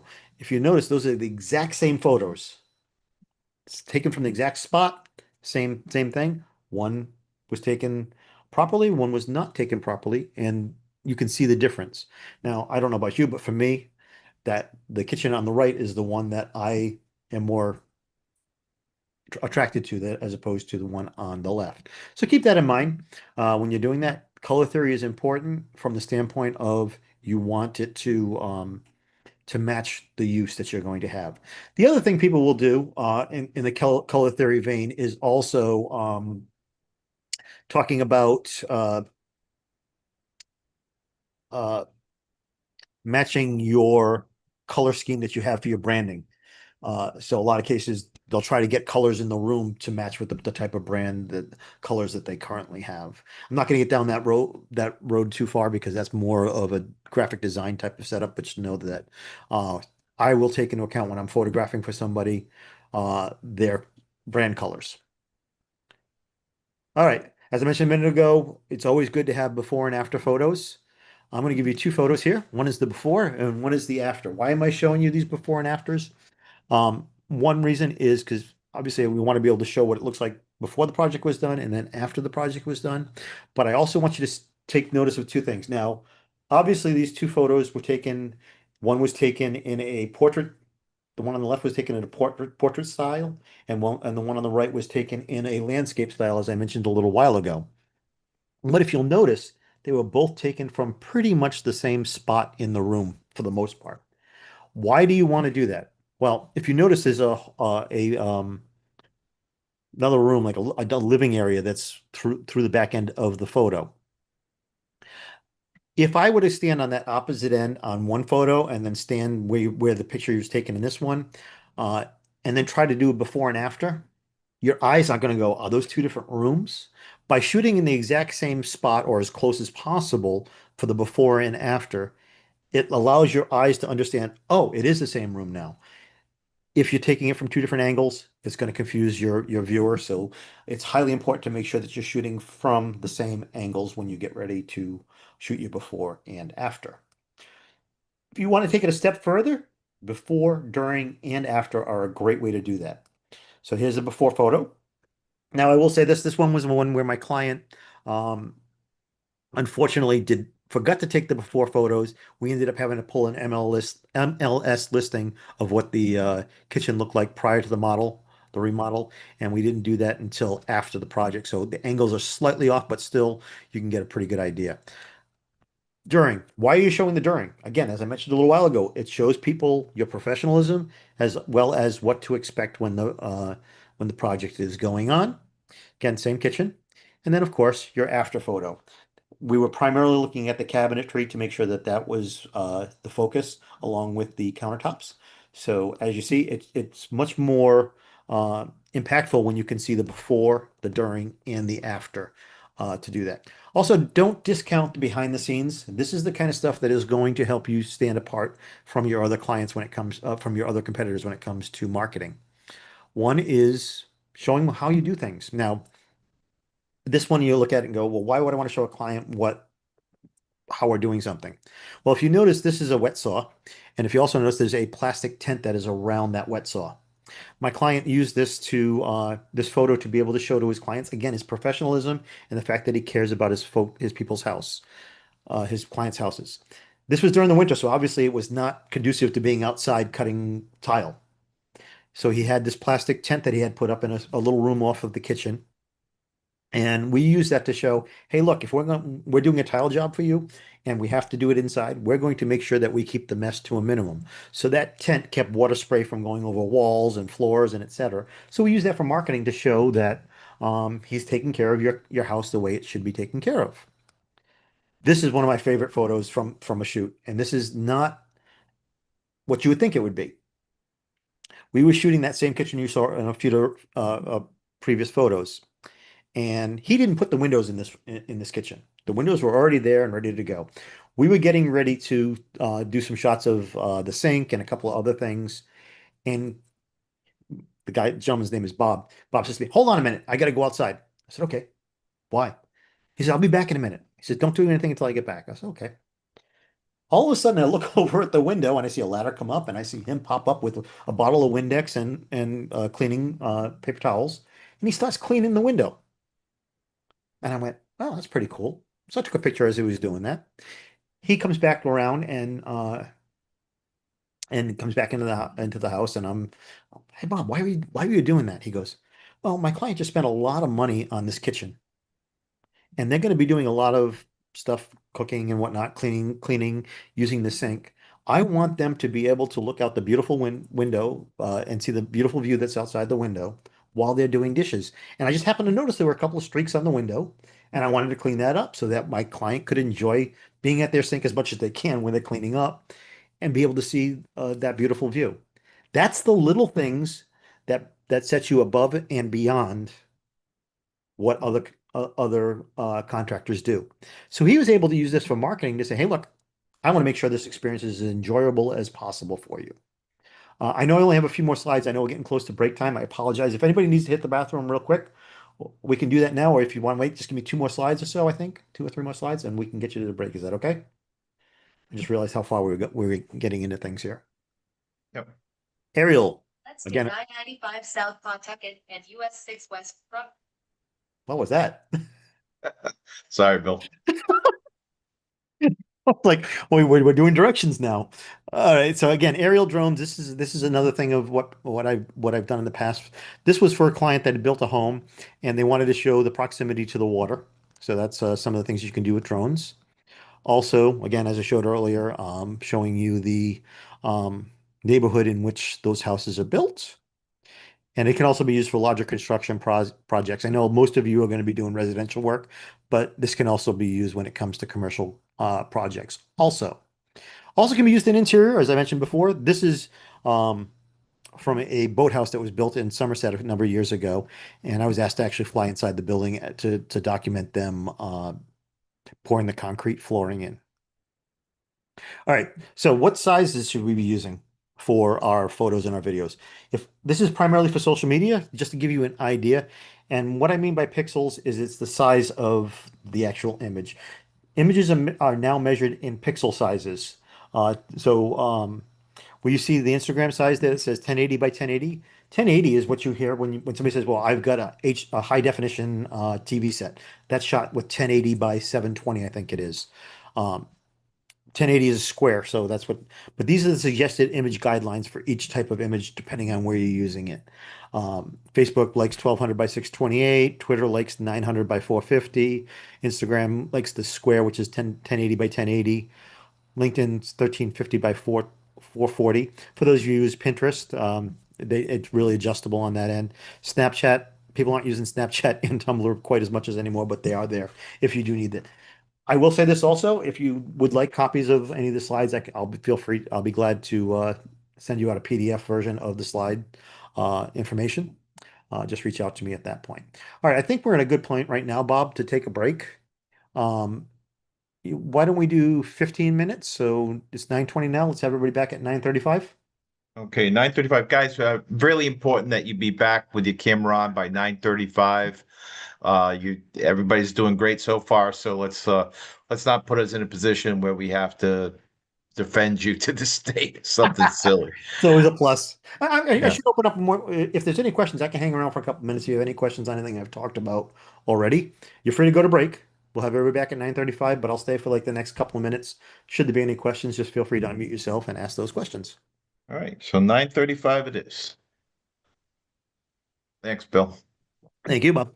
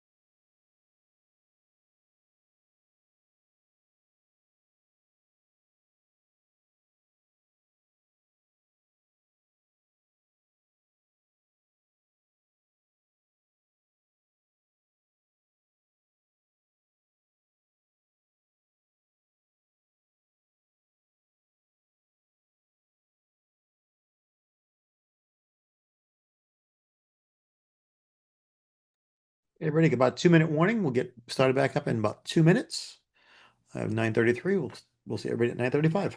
Please make sure you turn your camera back on and you're ready to go when you when it hits 9:35. Thanks.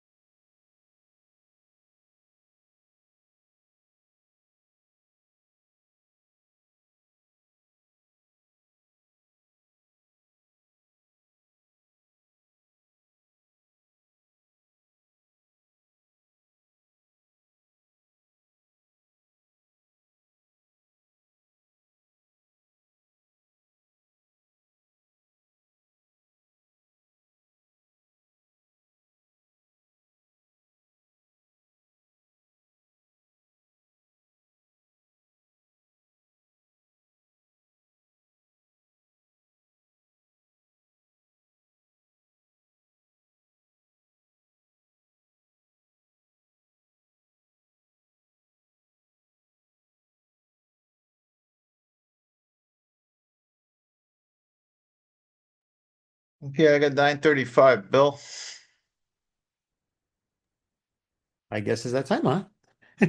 All right. There you go. Just give me 30 seconds more. I'm just finishing something up here. All Okay. right. Benjamin, if you turn your camera on, please. All right.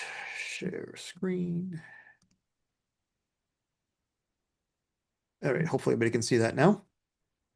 Oh, I gotta hit play. There we go. All right, we're gonna get started here. Hopefully everybody is back. I can't see anybody anymore now that Uh, Hey, Ben, I'm I'm waiting working on on it Ben to right turn his now. camera on. Ben, could you turn your camera on, please? Yep, I'm working on it right now. I've got a cannot start video feature. I'm gonna log out, log back in. that's fine. Okay. Yep, that'll work. Let me just do one more thing here. There we go. Oh, look at that. We're back. We're back in business. Awesome. All right, so I'm going to talk about a couple of things now.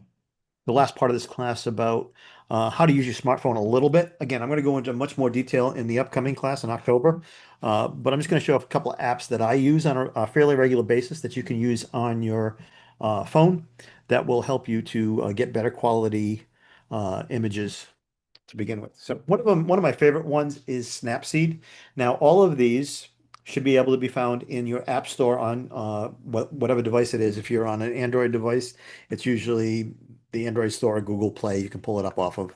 But you can also, if you're on an Apple, you can get it through the Apple App Store also. This one is a piece of editing software or app, I should say, that will allow you to edit images that you've already taken. So I'm going to use this in the upcoming class to show you how to actually do it. But just know that you can take a photo that you've taken with your smartphone camera, or for that matter, you can also uh, import photos from someplace else into your phone and then take them into this app. What it allows you to do is do a bunch of different editing things that you can't just do manually through your phone software itself.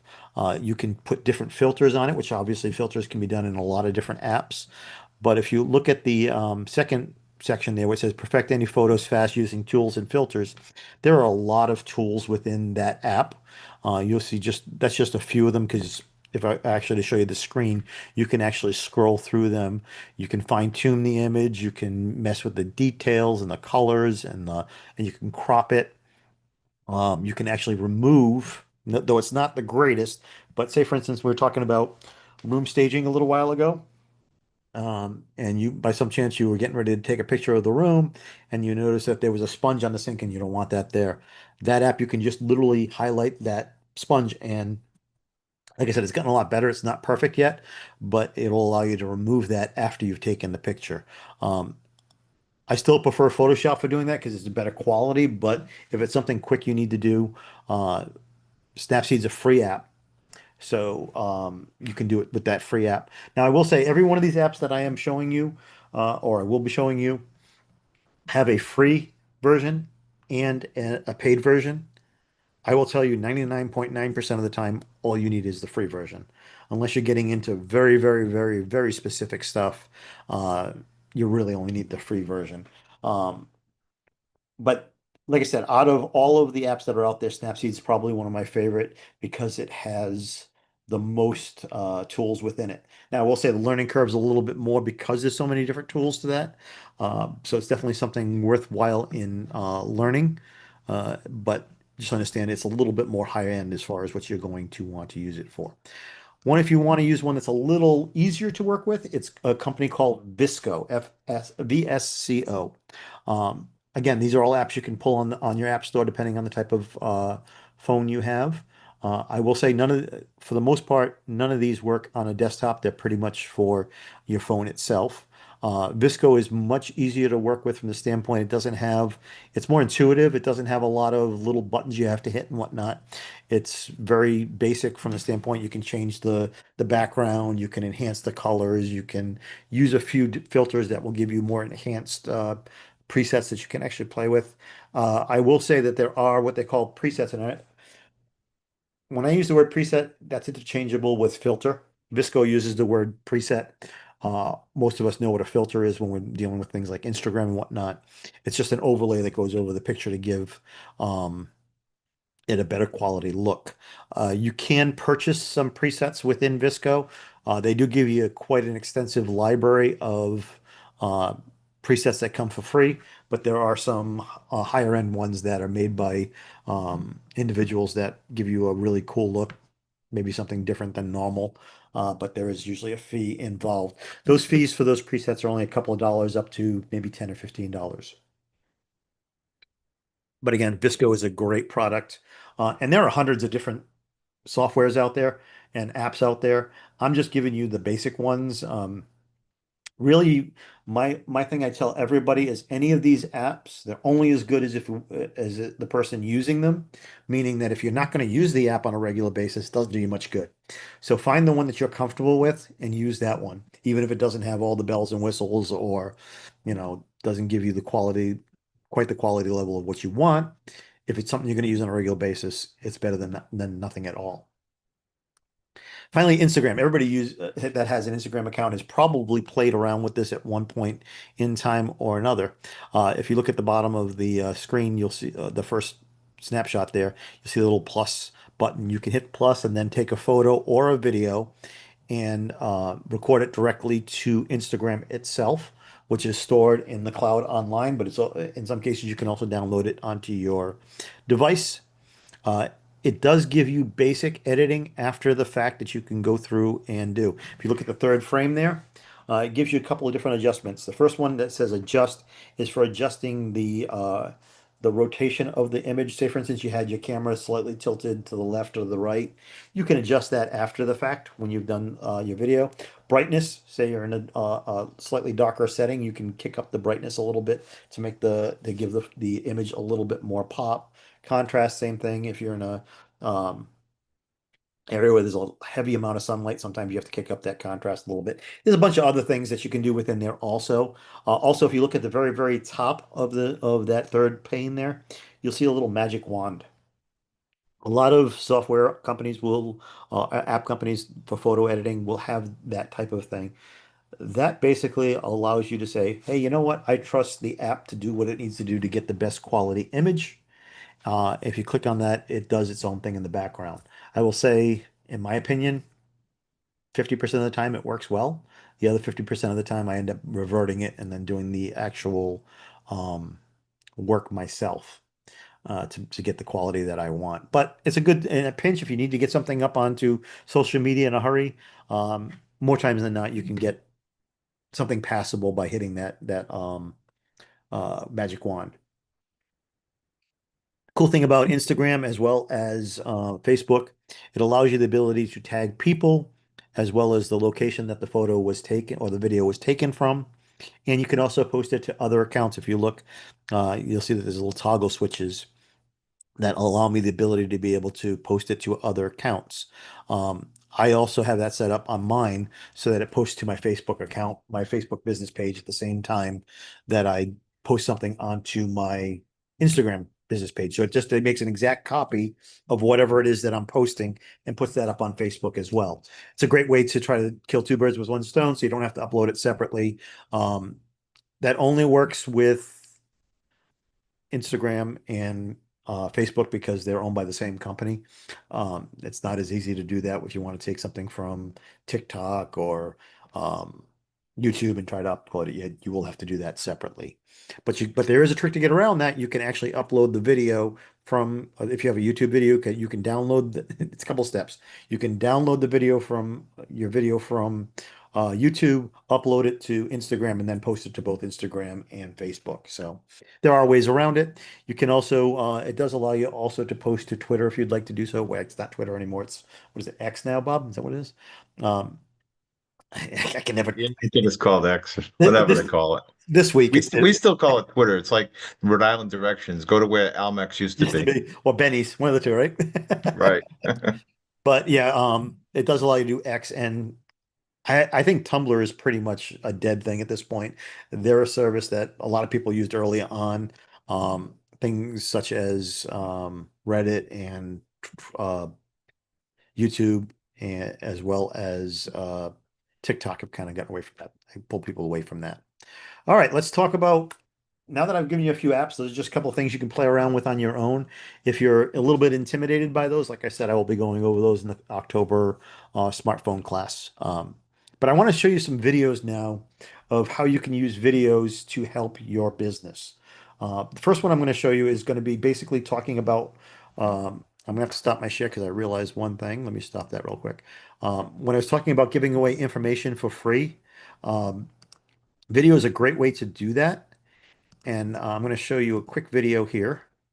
I want to make sure the sound gets shared, so I have to reshare my screen here. All right, there we go. Okay, so this video is, now I'm going to say, before I show you the video, I'm going to say that there are certain parts of this video that I don't care for, but I do want to show you kind of quickly what they do as far as how they do it, or how they put this video together, what this video does, excuse me. So let me see if I can get it to play.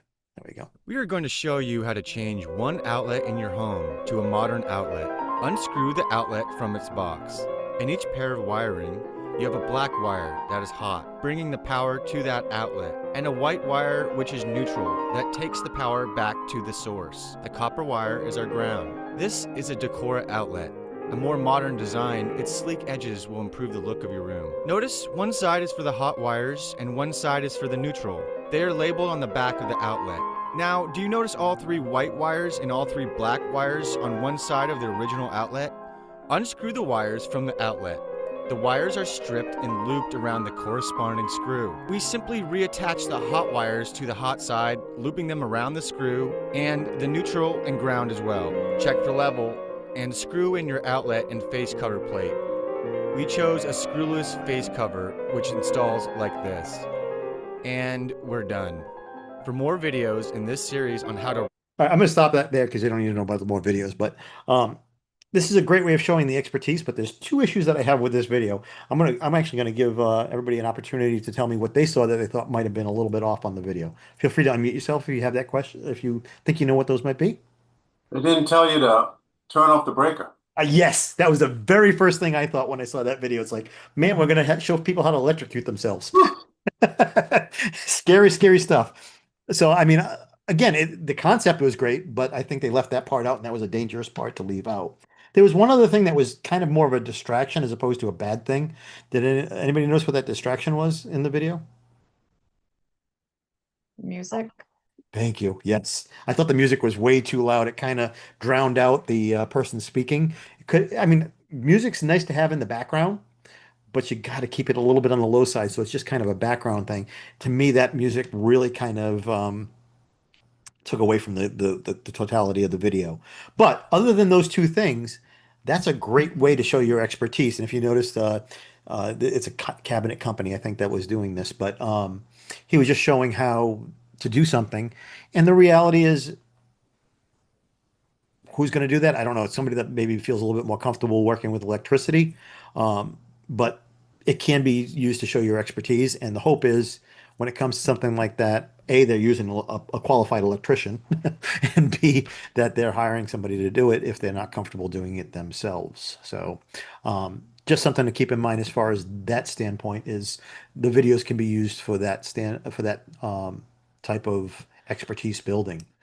I'm going to show you now a short form video that was put together, and there's going to be a few videos that are going on during the course of this last half an hour or so of the class. I'm going to show you what's called a short form promo video. Now, let me give you a little bit of background first before we get into the video itself. There's different definitions of what a short form video is versus a long form video. I'm going to give you my basic definition of it. It has changed a little bit over the years. It used to be, I would say to you, a short form video is 1 to 2 minutes in length, and a long form video can be a half an hour to an hour long. Um, I've kind of more gone into a short form video is going to be 1 minute to 1.5 minutes in length, and a longer form video could be roughly 5 to 10 minutes tops. Unfortunately, we're in a time and place in this world that people's attention spans are very, very, very short. So you go much longer than 10 minutes on a video for your business, and you're probably going to start losing people at some point.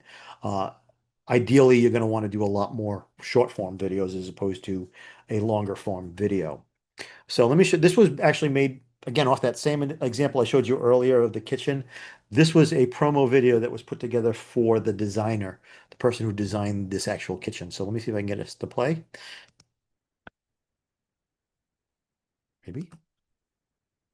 My history is working with clients who they all have varied tastes. Clients are all unique, beautiful human beings. And to me, my strength with design is the fact that I love design and that I love people. So my goal is always to work with my clients, understand their aesthetic, their style, their desires, and say, okay, how are we going to execute the final result where it is just going to be all about them?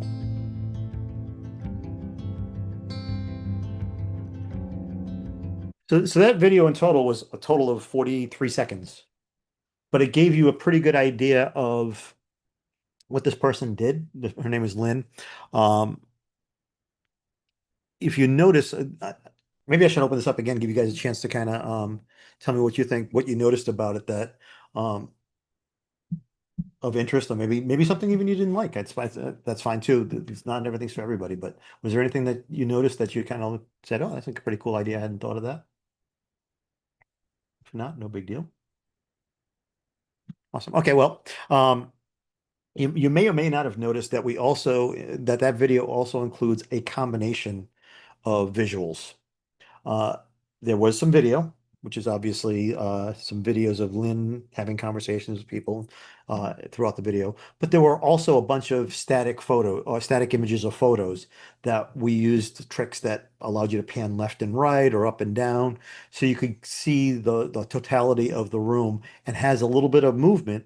That movement allows you to keep your eyes interested as far as what's going on. A secondary part of these short form videos is you really want to think out ahead of time what you want to talk about and script that out, because then you can build off of that script to have visuals that kind of fall in line with whatever that initial script is built. Now I'm going to show you what I consider a long form video. I don't know that I'm going to have you watch the whole thing because it is about a 5 minute long video, but I'm going to show you again, this is from the same project. This is an older project, but just want to give you an idea. Now, let me set this up by saying this was one of those rare occasions where the builder himself wanted certain things in the video in a way kind of not 100% in line with what I was hoping to do for this, but I think at the end we still managed to pull off what he wanted to do. So let me show you some of this video and then we'll go from there. What happened? No. Oh, that's wrong. I am so sorry. Apparently the video has disappeared. They must have taken it off of their channel. Ugh. All right. Well, I'm not going to be able to use that one. Hopefully the next one will be there. Videographer for aerial. Oh, okay. Let's talk about. I'm going to skip back for a second, and I apologize. That long form video. I'll see if I can find that for you. We'll take another quick break in a few minutes, My and I'll show you the long form video. Oh, there it is. Look at that. It went through.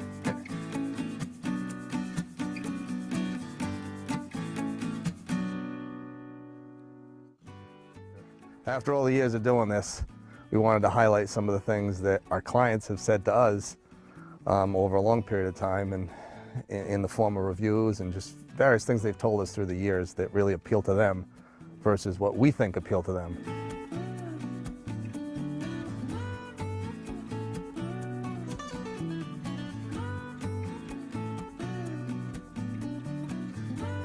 You're going to hear a lot of things out there about what you can and can't do. And at the end of the day, there's only one truth, and that's the code. And if people were to follow that, there'd be a lot less problems out there, a lot less repairs that need to take place. There's a code for every state. Code for the building, code for the electric, code for the plumbing. And the average homeowner really doesn't know anything about code. You know, imagine if there was a fire in your house and someone couldn't get out. You know, it's a real serious subject that we're not going to overlook.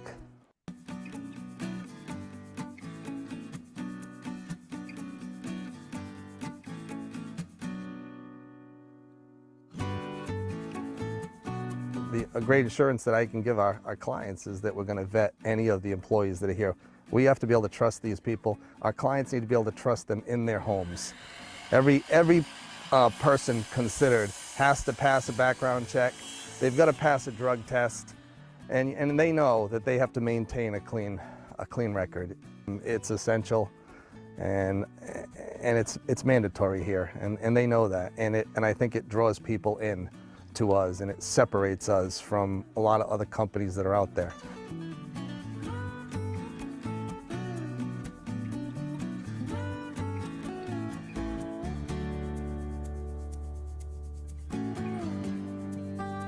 Well, oftentimes in the first stages of meeting a new prospect, we hope they all turn into clients, but every job's not a good fit. And I don't mean that to sound insulting, but I mean, there are folks that really need to save money, and we'll do everything we can to accommodate that by getting them into products that work.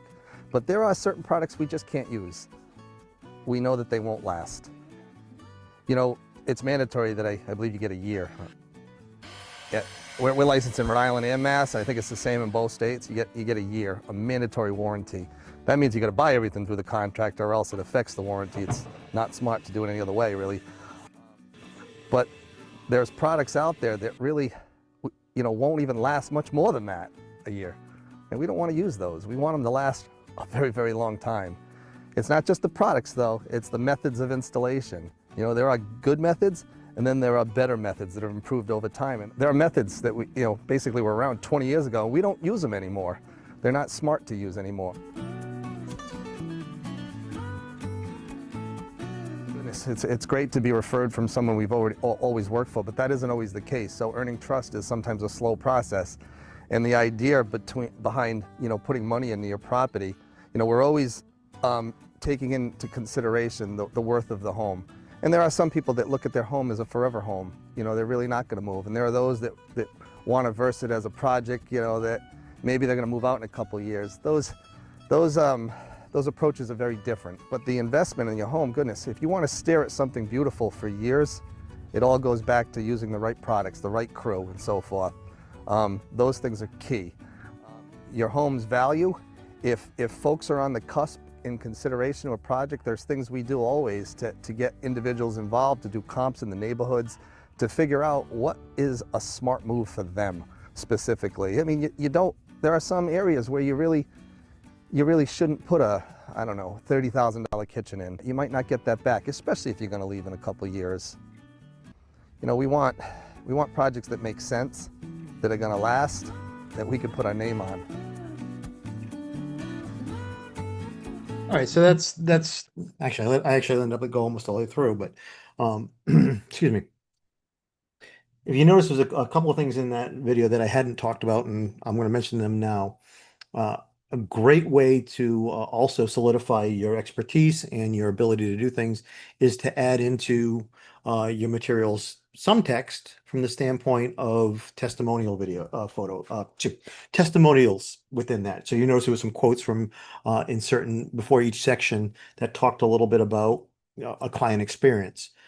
An even better way to do that, and I don't talk too much about that in this class, is to do video testimonials because it gives a little bit more credibility to it. Because a lot of times people will look at a text quote from a client and go, was that a real client? Was it not? And of course, you can with AI nowadays, you can even fake it for video, but still more credible than looking at just a text setup. So we could actually build into a video like this, or you could build into a video like this. Instead of having that little vignette of the text testimonial, you could put that video piece in where a client is saying, hey, this is what I thought of working with this person. This is or that's what I thought, or here's how the process went. So it adds a lot more credibility to it. So that's one thing that the longer form videos do allow you to do is add in some of that stuff. You also probably noticed that interspersed throughout the video is a lot of what we call B-roll when you're doing video. B-roll is video that is overlaid as the actual speaker is talking. So you saw a video of somebody using a chop saw, a video of somebody laying down the underlayment for the kitchen. Those are all things that make the video much more interesting than just having a person stand in front of the camera and tell you about what they do. So those are things that you want to think about when you're working with video, is putting in elements that make it more interesting to the viewer. That's a 4-minute video. And like I said, in today's age, 4 minutes is a long time to have somebody watch a video. So you want to do as much as you can to have it as interesting as possible by adding in things like that.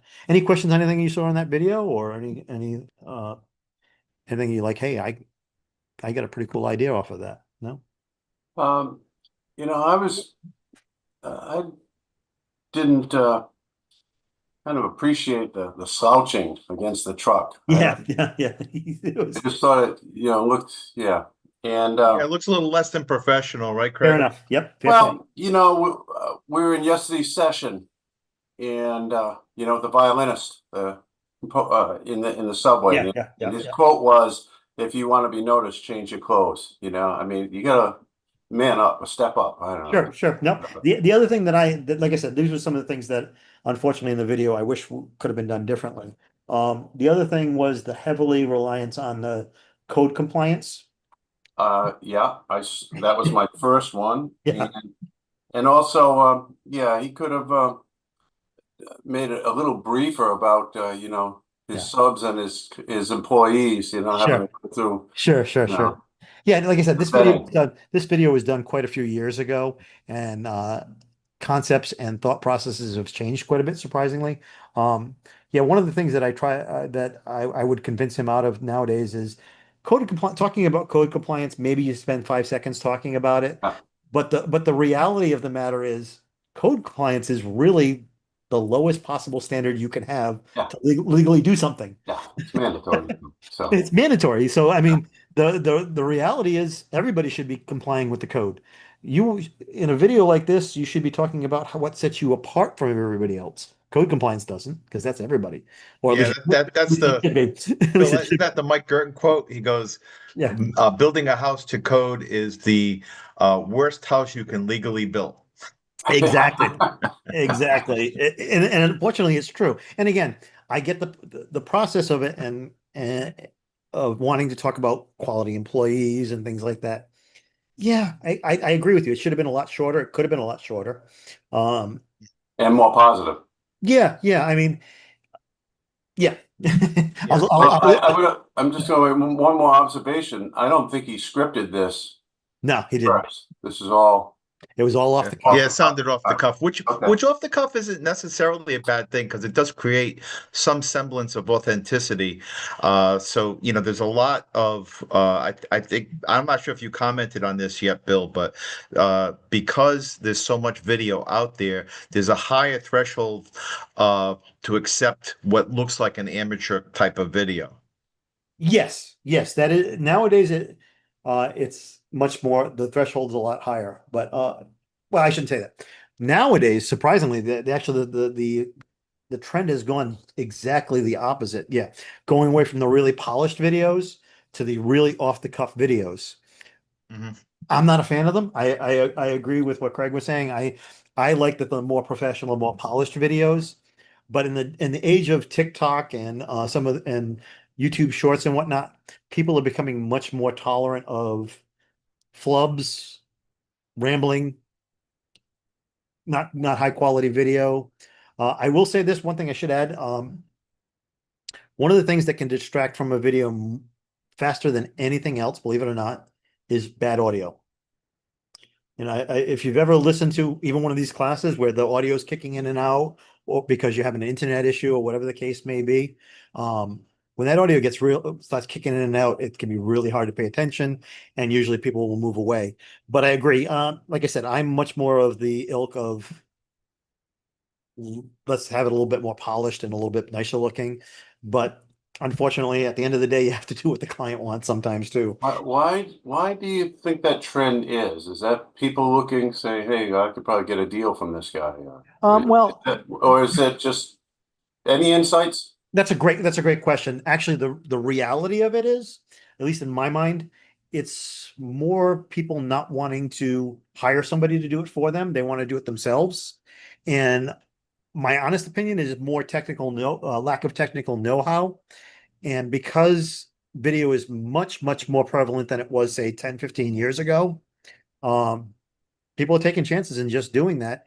And I've heard a lot of people say, and I don't necessarily agree with the statement, but I'm going to tell you that I have heard a lot of people say that the off the cuff, non-polished type of videos are more authentic.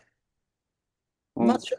I'm not sure I 100% agree with that, but I can understand the concept or the thought process behind it. I still think there's opportunity for both. Yeah. I think if you're doing something quick off the cuff, like what Dave was talking yesterday, people are much more forgiving when it comes to uh, things that don't look as professional, like the lives that Dave was talking about in the Facebook lives. People understand that you're doing it live. You know, people are going to understand that that's not going to be perfect.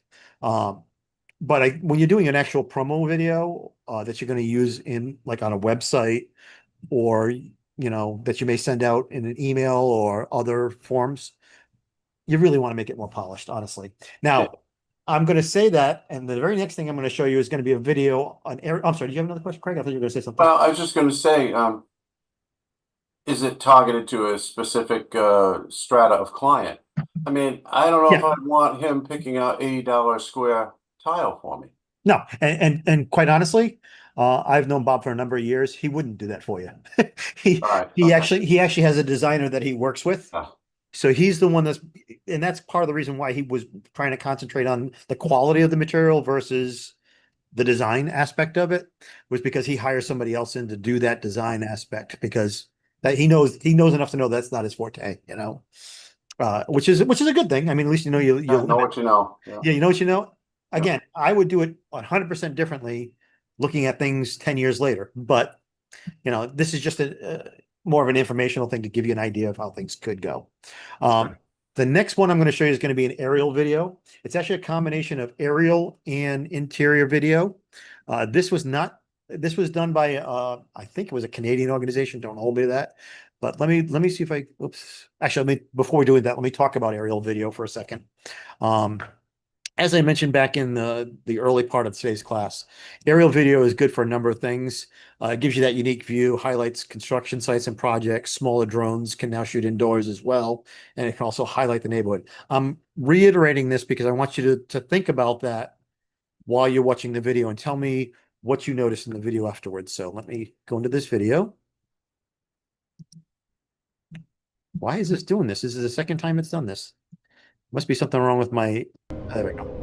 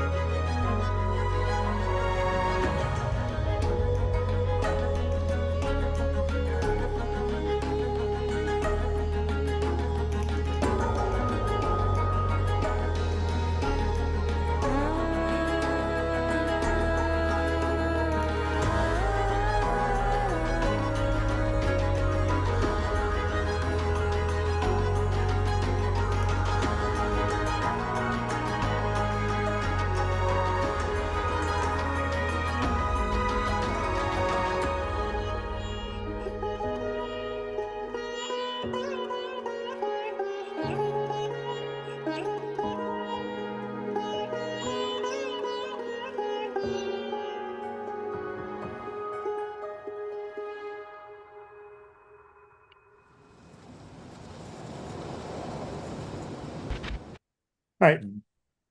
So It's about as polished as you can get, Bill. yeah, exactly. So that's the reason why I chose this to juxtapose it against the previous video. Now, I will say this, my opinion, it was still a little long in certain areas, but I'm just curious to hear from everybody else. Was there anything that you saw, heard, etc., that kind of stood out to you in the video? I know it's very polished, but I'm just curious what anybody saw or heard in the video that kind of stood out to them. Well, my opinion was, I didn't know what it was. Is that to sell the house? That was a design for a company that was, yes, had designed the house and they were selling the house. And they Now, were selling it. Okay. yeah, that was literally more of a walkthrough type. Sales promo. Yeah. Yeah, what we'd call a okay. sales or a walkthrough video. Yeah. There Yeah, was more for real voice, estate. no voiceover whatsoever. No, and it was meant to be that way. And we are somewhere on the subcontinent. It seems like it was. Yeah. Yep. Yeah. Now, a couple things. Does somebody else have a thought? Saw Benjamin put like the music matches the decor. Yep, I thought that was good. There was thought put into that. Yeah, I also like, Bill, how in spite of the music, it wasn't you could still hear the little things, the natural things, Thank right? you. Thank you, Bob. Yeah, they call that sound design. That's when you start getting into the high end. Now, I will say that this video probably cost, I'm guessing, I don't know exactly. I would guess that video probably cost in the range of $10,000 to $15,000 to do because there's a lot to it. Quite honestly. But the sound design, if you notice, like when there was a little waterfall that they had, you could hear the water coming down. You could, when they showed the trees, you could hear the rustling of the wind through the trees. That all adds to it, especially when you're not using a voiceover. If you're just using it to kind of give an experience of what the place, what it feels like to be there, I think that adds to it. Again, there were certain things that I probably went, it was a little bit long, but overall, I thought the polished part of it was pretty nice. The other thing I noticed, and I don't know if you guys noticed it, was also a lot of what we call detail shots. What that means is they would zoom in on a certain thing and then zoom back out into the room. So they show a little detail of the room and then they zoom back out into the main part of the room. So you could capture all those little details. Now, some of them were design aspects, some of them may have been construction aspects, but it was pretty interesting to me from that standpoint. Beautiful materials. Yes, yes. You could tell that it was a quality made project. But again, that's going to be for a higher end clientele. You're not going to do that type of video for a small condo that's, $500,000, You're going to be doing that on a high end, bigger piece of property that has all those type of details. The other thing that was interesting to me was the moving between daytime imagery and nighttime imageries. So you could see what the house looked like lit up at night, which a lot of people forget about. They think about it. And from a design aspect of a home, that's a great selling point. I've from time to time I will do real estate photography for clients. And clients will actually pay extra to have what they call twilight photos done, which is just as it's getting dark with the lights on in the house and all that stuff. You pay more for it because there's only a limited amount of time that those photos can be taken, but they're very impactful when it comes from a standpoint of selling. So, any other questions or thoughts? Process? Awesome. All right. We're almost done here. We're might get done a little bit early. I just want, before we close up, and I will open up for any other questions that come up. I just want you to remember 3 things for me here when it comes to visuals for your business. First thing, stay organized. Lack of organization on this is a killer.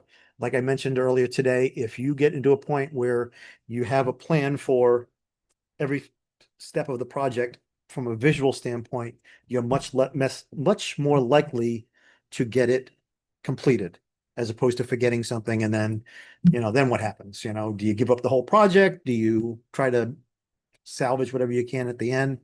So the more organized you are in the beginning, the better off you're going to be.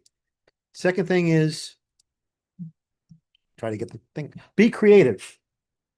Think outside the box. Think about little details that are part of the project. Take the main shots that you want to have that you're absolutely going to need in order to promote yourself. But then take a little bit more time and look around and say, is there a little detail that I like? Is there, something about the way the light comes through the window that I can wait till that I can make sure I capture during a certain part of the day, or this certain tile that looks beautiful when the natural light comes in. Whatever that case may be creative on that part of it so that you have it. Worst case scenario, you take the photo of it or take a video of it, and then you get back to put everything together and you go, not what I wanted. Okay, great. But at least you have that opportunity. And then finally, the last thing to steal from Nike, just do it. I mean, the thing is we can convince ourselves 100 ways to Sunday not to do something because it's not worth our time, our energy, or I'm not creative enough, whatever the case may be. If you're going to try to do this for yourself, you're going to start off and it's going to be meh at first, the first couple times you do it. But the more you do it, the better you're going to get, just like anything else. I'm sure everybody in this room, if I said to you, tell me how your first project that you did came out compared to some of the projects you do nowadays, what would you say? You'd probably say, oh my gosh, I don't even want to show people what I did 6 months ago or a year ago or 10 years ago because I'd be embarrassed to show it. But the reality is, by just doing it and doing it consistently, you will get better. All right. Last but not least, I just want to give you the opportunity to know how to reach out to me if you have any questions. Much like what Dave said yesterday in yesterday's class, I love helping people. I don't have a problem giving you information for free. I'm more than happy to discuss whatever your project is and help you walk through it so you can do it yourself. And I'm also willing to help you if you want some professional help on that end. So here's my email, my personal email address, if you'd like to reach out to me, as well as my phone number to contact me. You can contact me either one of those two ways, and also my website. I will say this, my website's under construction right now, so it's not as high a quality as I want it to be, but that's the information for me to get a hold of me. And obviously you can always get me through the Rhode Island Builders Association. You can reach out to myself there, or you gotta reach out to Bob and Bob will get a hold of me also. All right, at this point, I want to open it up for I mean, we still have a few minutes left if anybody has any questions, or maybe you're trying to figure out something for your business and I want to brainstorm a couple ideas. I'm glad to hang out for a couple minutes and talk to you about that. Is there any questions? Anything along that line? No? And just a reminder, September 25th, Oh, is the the marketing marketing summit. summit. Yep. And this will be our third year running this, and every single year pretty much sells out. So it's only once a year. So I don't want you guys to miss the opportunity because it'll be a while before we do it again. So if you can possibly make it, I think it'll be worth your while. A lot of good information, similar to what we presented yesterday and today. Both Dave and Bill will be presenting at the summit. But a lot more variety and shorter bits from each speaker so Yeah. that you can get the best of what they have to offer. Yeah, and there might be even a little bit more. I wanted to talk about AI today, but I had some technical issues with my AI part of the presentation not working. There are as Dave showed yesterday, there's some great ways to make some AI imagery that you can use for your business. There's also some AI video software out there right now. Unfortunately, the one that I was going to use this morning, the technical issue with it is they just changed it to an all paid platform, and I didn't want to get into showing folks paid platforms that were a little bit on the expensive side. I want to give you guys free stuff that you can use, and as soon as I have a new version of a free piece of software for making AI video, I will definitely get that out to everybody. But if you're interested in some of the notes for this class, please feel free to shoot me an email at that email address that was up on screen. If you need it again, I can put it back up on screen. I don't know. Oh, is it still up on screen now? And everyone will get a recording of this class as well. Oh yeah, so at the end of the recording, you'll be able to see it also. So, all right, awesome. Bill, What's that? it's great. Oh, hey, Craig, what's up? Let me, especially we're gonna crawl before we walk here. Absolutely, yep. Putting something on. Would you critique something? Absolutely. Okay. I would be glad to. Again, you said something interesting here, and I'm just going back over the notes. The short foot videos were longer at one time. Now they're down a minute and a half. That's Yep. you're pretty much capping off at that. I had to have an exam done. I examined that to drive a truck in the state. You're supposed to be, have a medical form. So I'm Yep, yep. talking to the doc there. He hadn't seen me in a couple of years, and he's chatting it up with me. And so I said, "Well, here's what I've been doing." So I have a house in Hopkinton, Mhm. and I showed him the video, and he didn't even stay for the end of it. He was amazed by it. It's a nice property, but Mhm. his attention was elsewhere. How long of a video is it? I was trying to look it up and get that number here, but it's on Just this a, machine. So just a guesstimate. It doesn't have to. I mean, yeah, it's gotta be 2 minutes. yeah, yeah. Unfortunately, the sad part about it is, and this really honestly saddens me from a standpoint of what I do as far as video, is that short attention span is getting shorter and shorter by the year. Sometimes, I'm hearing people talking about doing 30-second videos now just to keep people's attention. It's like, really? And I know I'm certainly have some bias in it, but the end video, the end part was Yeah, absolutely killer, and it was drone. It was pulling up yeah, yeah. out to see over how far in the woods they are. So it gave Oh, video to it. So I'm just making no, an no, observation. no. I appreciate it. I am actually verifying your observation. I appreciate that. Yeah. And you guys have a lot of great questions. And the reality is what I'm telling you today, I'm gonna be honest, 3 years from now or a year from now, I might tell you something totally different because of people's changing preferences and their attention spans. And the technology. And the technology, true. Yeah, yeah. I mean, I was playing around with a photo editor yesterday, and I just wanted to do a picture of a person um, on a roof doing some roofing with a construction gear on the roof with a hammer and or a nail gun, whatever the case may be. And I did that same type of image a year ago, and the guy had like six fingers on one hand and was holding something that totally didn't look like he looked like he was nailing clay tiles onto a roof with the image. I'm not sure, but I'm not a big construction guy. I'm not the person you want doing the construction, but I'm pretty sure a nail through clay tiles would probably be disastrous. Just thinking, but Not with a gun anyway, but they do tap them at the top. yeah, The other thing, rooftop power, one of the solar guys, I've got yep, 29 panels on this house. They don't yep. let you take photos of them. They don't let you Really? take photos of them? While they're installing. Wow. Now I knew actually Bob and I knew somebody that worked for Rooftop Power quite a few years ago. I think she may still work there, but yeah, that's interesting. I'm surprised that they wouldn't allow you to take any type of Why? photos. I wonder what did they give you a reason? No, just cause. Huh. Just because. Just Just because, because yeah, they can. because I said so. At which point I would say to them, legally, Okay. do it. You can't stop me. Yeah, I thought the same thing too, but I mean, have my panels in their hand. yeah, well, I mean, if you wanted to push the issue, they could say, well, we're not going to do it. That's one thing. But uh, the reality is, once you get outside your home, there is no longer an expectation of privacy legally. Hmm. And there's no way legally, they can tell you can't do it. They can choose not to do the project for you, but legally, they can't tell you. Just same thing with drones. You mentioned the drone video a few minutes ago. Yeah. There's a lot of concerns in this industry right now about drones, the privacy aspect of things, and there's a lot of misconceptions about what privacy is. Um, the reality is, in your even in your own backyard, it's considered there's no expectation of privacy, and that's the government. That's the way they look at it legally. Now, would I fly over somebody's backyard if there's a pool in the backyard and there are a couple people out there sunbathing? No, I would absolutely not do it from a respect standpoint, I guess the best way to put it, trying to respect their privacy. But reality is I could do it and legally they couldn't say boo about it. As long as I wasn't flying the drone 3 feet from their face and annoying them, you know what I mean?